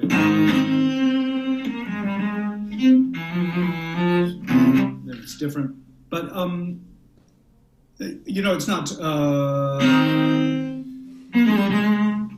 They're not separate entities. That at least I feel that, and I think it's written that way because of the he's connecting those two notes in some way. Yeah. So, whether the A flat is more or less or some different color, but maybe you can do something that relates them to each other. But would you mind trying something along those lines?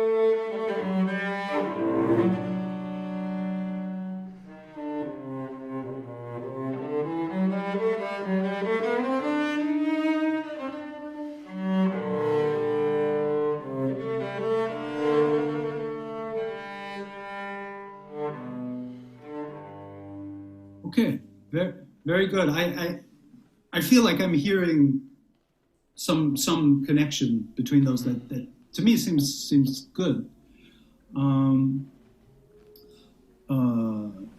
Very good. You know, you might consider there in the third bar. I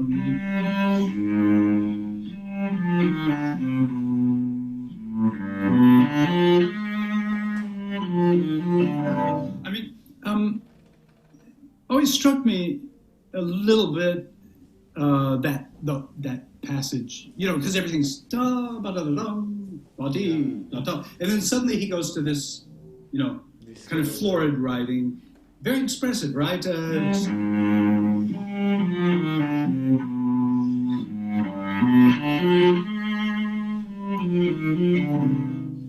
It almost feels like we could change the expression slightly. I mean, I know you're doing a sort of, you know, period instrument approach to some degree. It seems like, so I don't know what's in your bag of tricks, you know, that you can do, but it does strike me like instead of playing each time,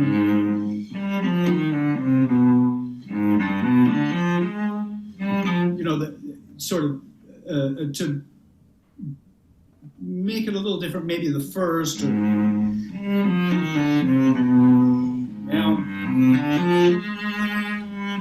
maybe kind of that feels quite melodic there at the tile. You know, you might connect those a little more, and then it would be a little more variety and a little more singing. You know, and then it would kind of break up each one being. Mm-hmm. Yeah.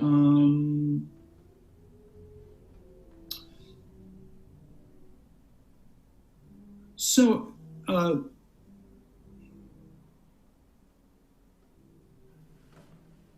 it comes to these parts that, to my ears, are quite, well, expressive, I suppose. You know, maybe more than the other. So that's bar 11. After these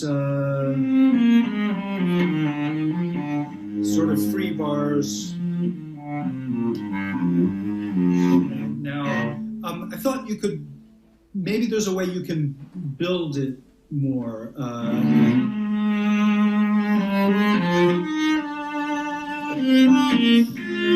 That by the time you get here, and then resolves, and but it keeps going to. So we feel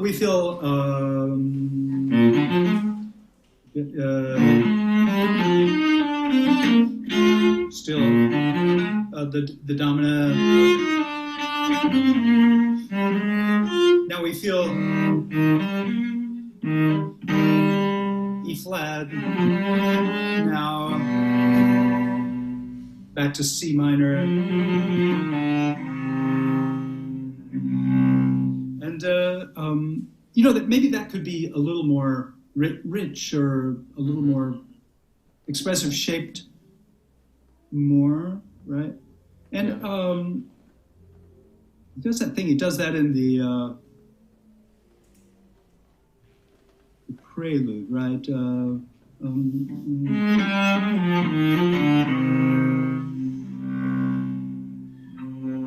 Right.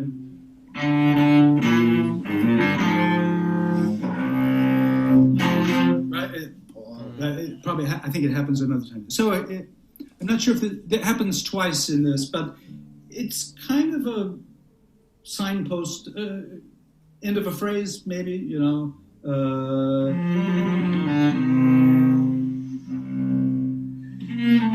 And then this feels quite new, doesn't it? You know, harmonically or something. I think we could bring more that this is, something's kind of... Right. Maybe a little more of all four notes on that chord. And again, it's quite expressive. You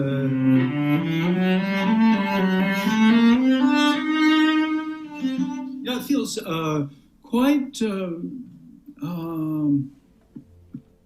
heartfelt. Yeah. It seems to me.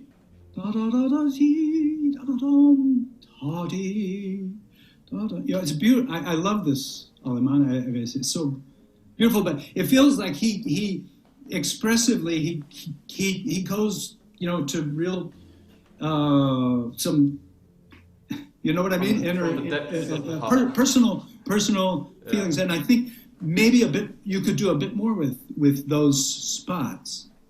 Would you mind trying? You can start anywhere you like, but I just want to get into 11, so 9 or before, any place you'd like. I'll start on the second beat of 9 then. Okay. Chord.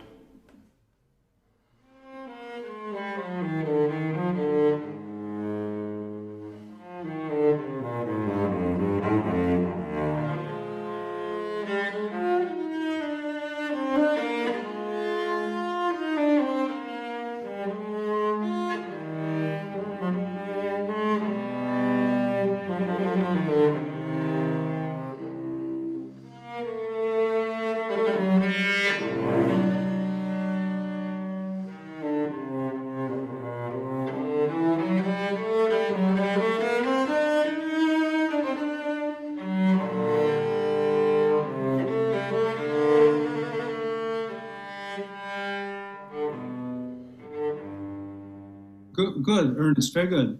Very good. When you get to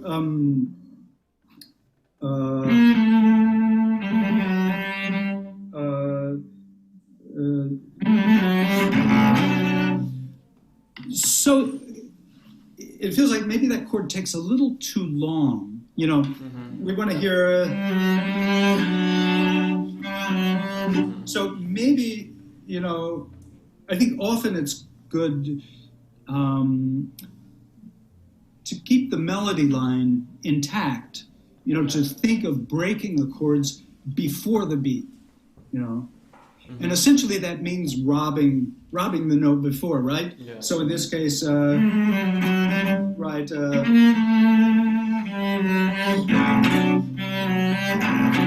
I'm exaggerating a little bit, but rather than. Then we, and then this, so you might start the chord a little sooner and quicker, and then that seems urgent. Well, I didn't even know what chord this. D, right. You take a little time now. It feels to me a little hanging. That there was a tension that wanted to be resolved, and there it's resolved. You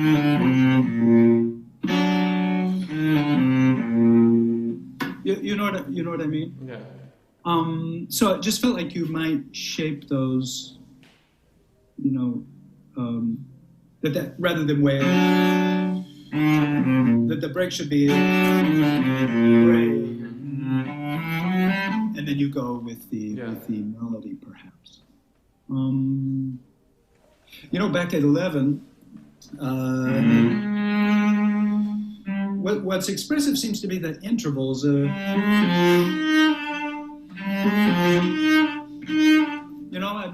When you think about it, that's quite, well, I don't know what you'd call it.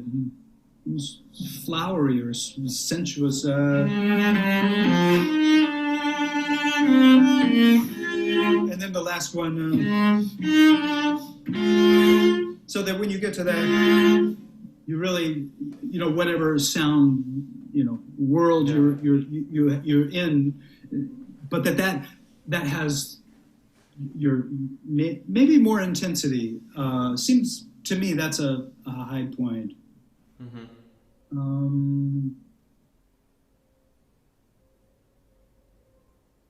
And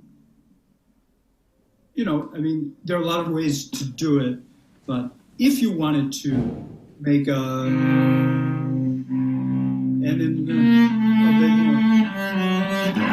if you feel that as a forward point, then you need to come down, I would think, before that. So in one way,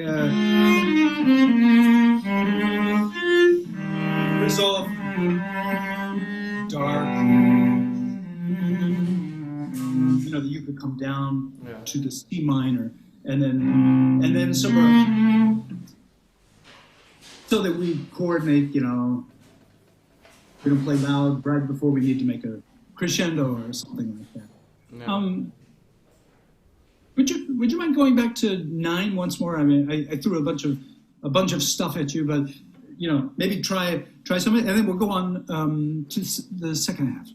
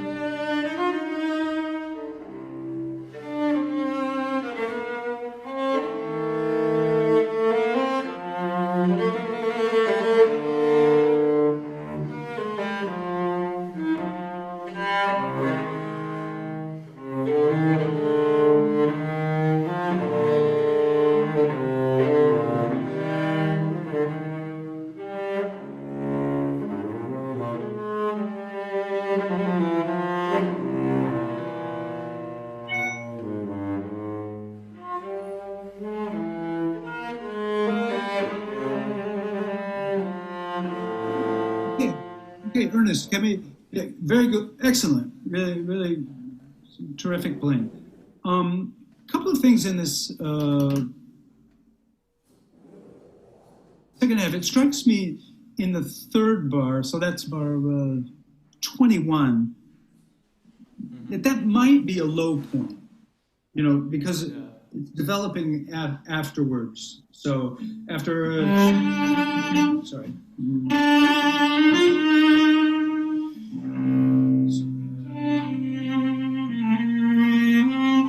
Now it's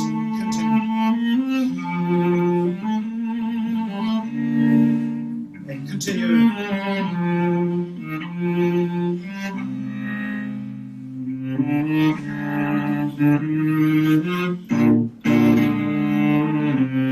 Resolves. So from here, I would think the resolution could be less. Yeah. You know, which works out with what's coming. Misterioso, maybe. That's the D flat is really out of whoa. You know, where did that come from, right? You know, so to try to color that as much as possible.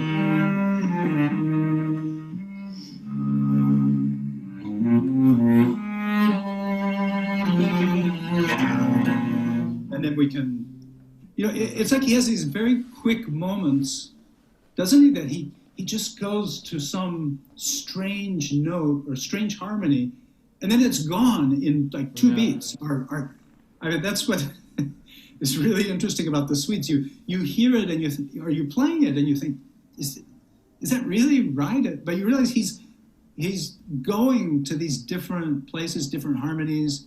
They're very strange, and then back somewhere else. It's very, you know, they say like contemporary music. Yeah. And they say the Baroque was complex, right? And that's why the classical period came, the transition period, what do they call it? Rococo, you know, because they didn't want it so complicated anymore. And when you see something like that, you see what they're talking about. It's really a lot going on. So, I mean, I would play up those things a little more, like crazy D flat, you know, with color, some sort of, you know, whatever is there. Would you mind going with the second half once more? And just trying the third bar maybe as a low point, and then go from there. Let it go. Good.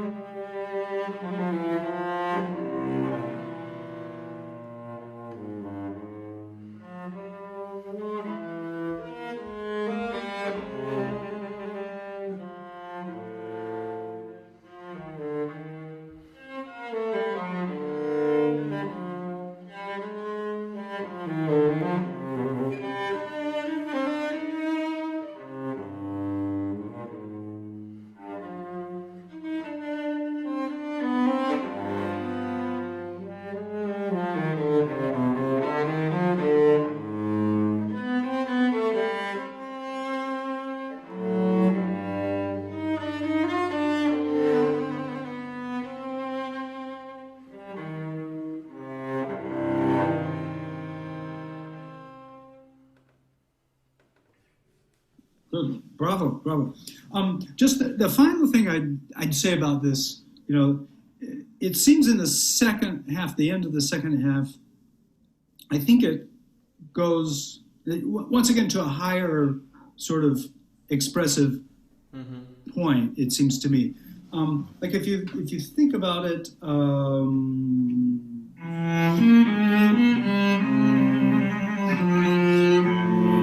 This is a surprising, right?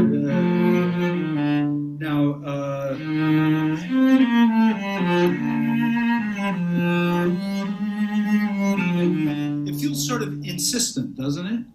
Right? It's sort of going. And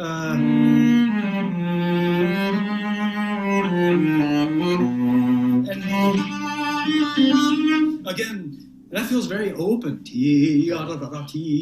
and continues.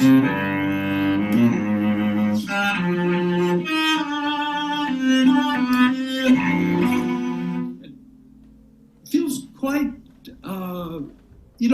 direct. Yeah.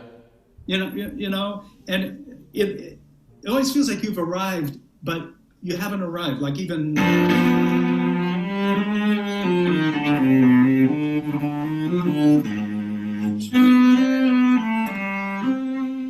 That's also this stops on the same.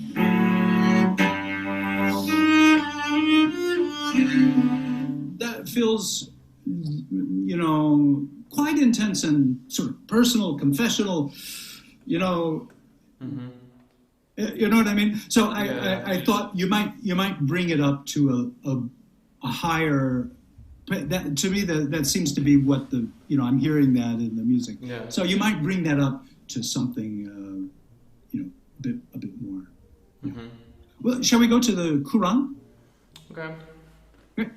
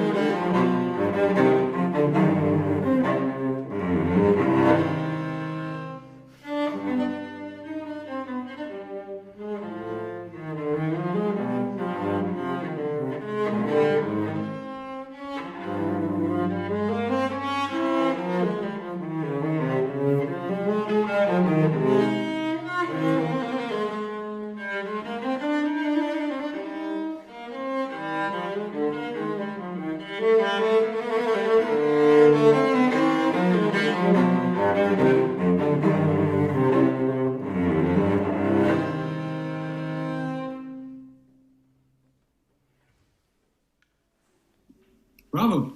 Excellent. Bravo. That's I really like how you play that. It has a great rhythmic drive to it. I thought it was really, really good. I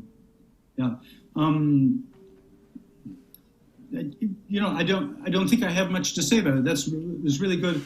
I would only comment a couple of places for a bit more clarity.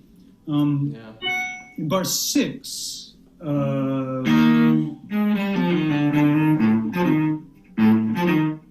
make sure we hear that 16th. It's like out of nowhere. What does he write that rhythm for? And I think one wants to hear it.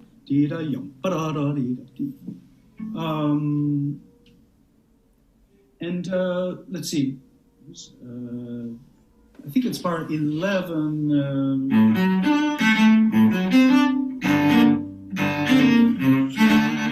Make sure we hear that, bass line.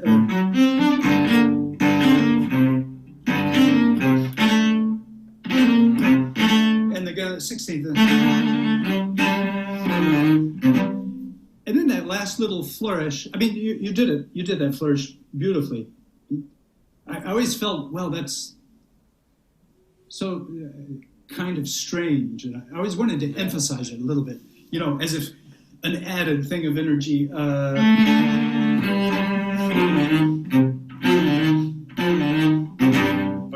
Like a little tiny cadenza, But look what I did. Then just bar 18, maybe that cadence might be a little more strong or rhythmic. It felt like you relaxed, and I think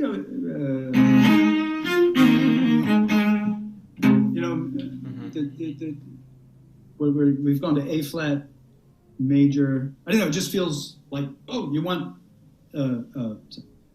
You might think about that, but very well played, and really like the style you're doing. But what I really want to hear is I want to hear you play the Honecker. Would you? Okay. Yeah. How did you come to? I'm sorry. It's gonna take me some time to tune my cello though, because. Right. Okay. But I'll get there. Okay. But you were asking? Oh, how did you come to play it? I didn't know the piece until I saw it on this repertoire list, and so then I started Googling and found something about it. But well, the way I came about playing it was, I guess the most motivation was brought by COVID, actually. Because the idea was, since we were assuming that school wouldn't happen on site, as you'd say, so we decided we need to try and make as much of a solo program so that we don't need piano accompaniment. And so I started looking at some pieces for solo cello, because I'm not too familiar with the repertoire except for Bach Suites, obviously. And I came across this piece, and this was one of the pieces that my teacher knew as well, and he had suggested it to another one of his pupils, but I ended up taking it, and that's how I came to play it. Right. Well, it's an interesting piece. Yeah. I mean, Onegger is quite an interesting composer as well. Yes. Have you ever played any of the Britten solo suites? No, but that was another thing I did look into a bit. But I know that somebody else in our school in my year either played them or still plays them, but very recently played them. They're very good pieces. Yeah. So have you all been in live at school? By now I think we've had live lessons for like about a month, but we literally didn't have them for like 4 months, something like that. Our lessons were like this. On Zoom, yeah. It's much better having them live, I'm going to be honest. I completely agree. Yeah, most people agree. Yes, I think so. it's limited what one can do on Zoom. Yeah.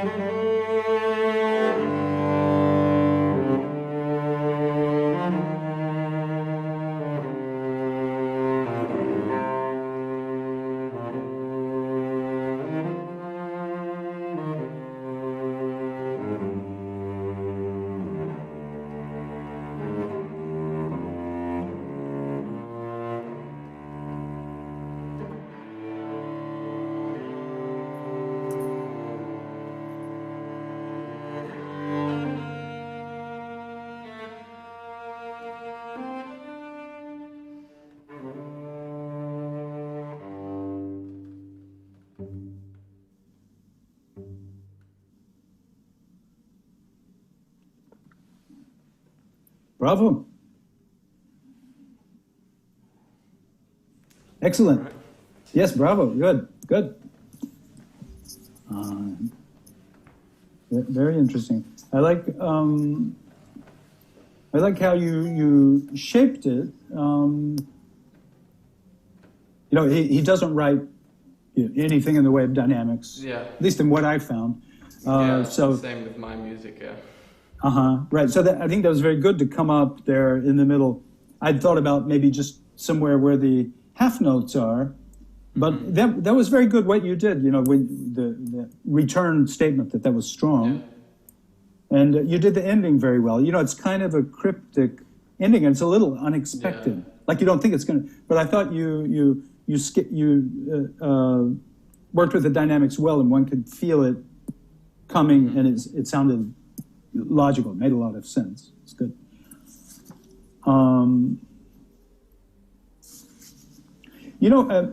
My impression is that the tempo could be a little bit more flowing. Probably, yeah.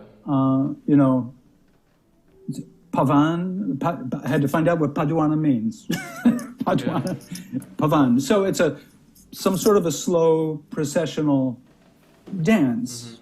Because it means people are walking slowly, so just imagine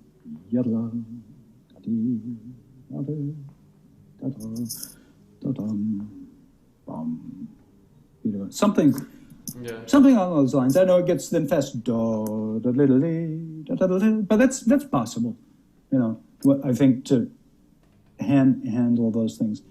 But where it has that sense of some sort of a movement, in that way.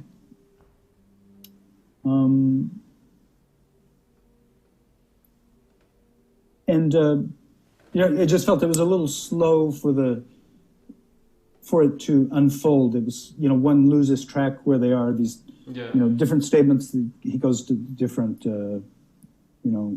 tonalities, different keys. And I think it might help that, as he wasn't actually French, was he? He was Swiss, but he was kind of French. I mean, he lived in Paris and all. And he was part of the Six. Right. And they were.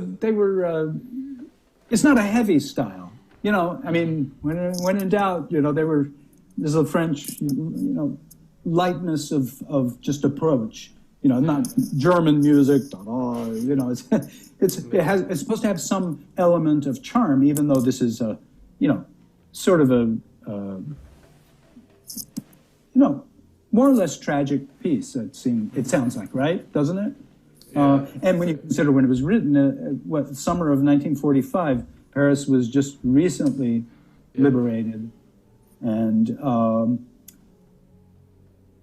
I think it wasn't a pretty sight. There was a lot going on there, apparently. I don't think anywhere, except for America, but pretty much everywhere else wasn't a pretty sight. Right. No, I know it was terrible and everywhere in Europe, and worse other places. But I know there was a lot of turmoil in Paris after the war.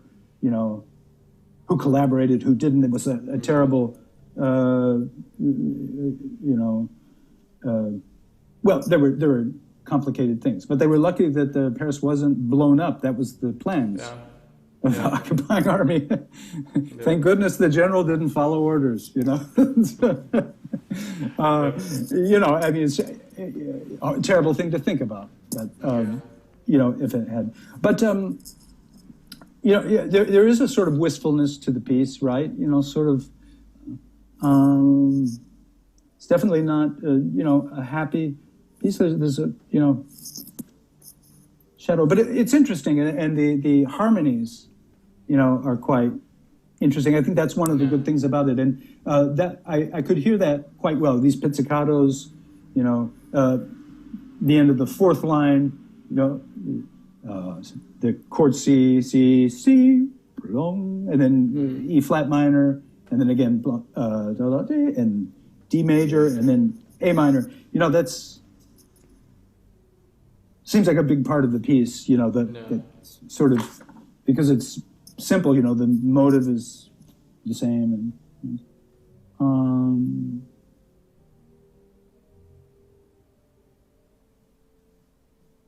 very good, well done. Very nice job on that. Thank you. And I'm glad to know the piece, to hear it. I didn't know it existed. So, yeah, same. Yeah. Now we do. Now we're, yes, right. Yeah. Right. Well, it's great to hear you play, and you're doing really terrifically with the Bach and with this. So it was great to have you listen as well. My pleasure. My pleasure. I hope I'll visit Riga one day. You should. It's actually quite a nice place. Yeah. That's what I've heard. I've seen pictures. It looks very. Well, there must be an old town there. Yeah, in pictures it definitely is made to look really nice. Yeah. Not obviously not all parts of Riga are that nice, but the center. Well, all parts of anywhere are not nice. Exactly. Yeah. I mean, even Chicago it has. Not so, definitely Chicago and Paris too. You know, that matter. Yeah, but I know it's. Well, the Baltic countries are very, very interesting. I mean, we've hoped. Never been to Lithuania, where my wife is from. Yeah. So, anyway, I have something to look forward to. At any rate, bravo, and bravo to your colleagues, there, and Thomas and Klāvs, Yes. So, thank you all for playing, and it was great to hear you and be a part of this. And I hope I'll see you again sometime. Hopefully. Best of luck to the end of the year. So I guess I sign us off. It seems like no one's coming over.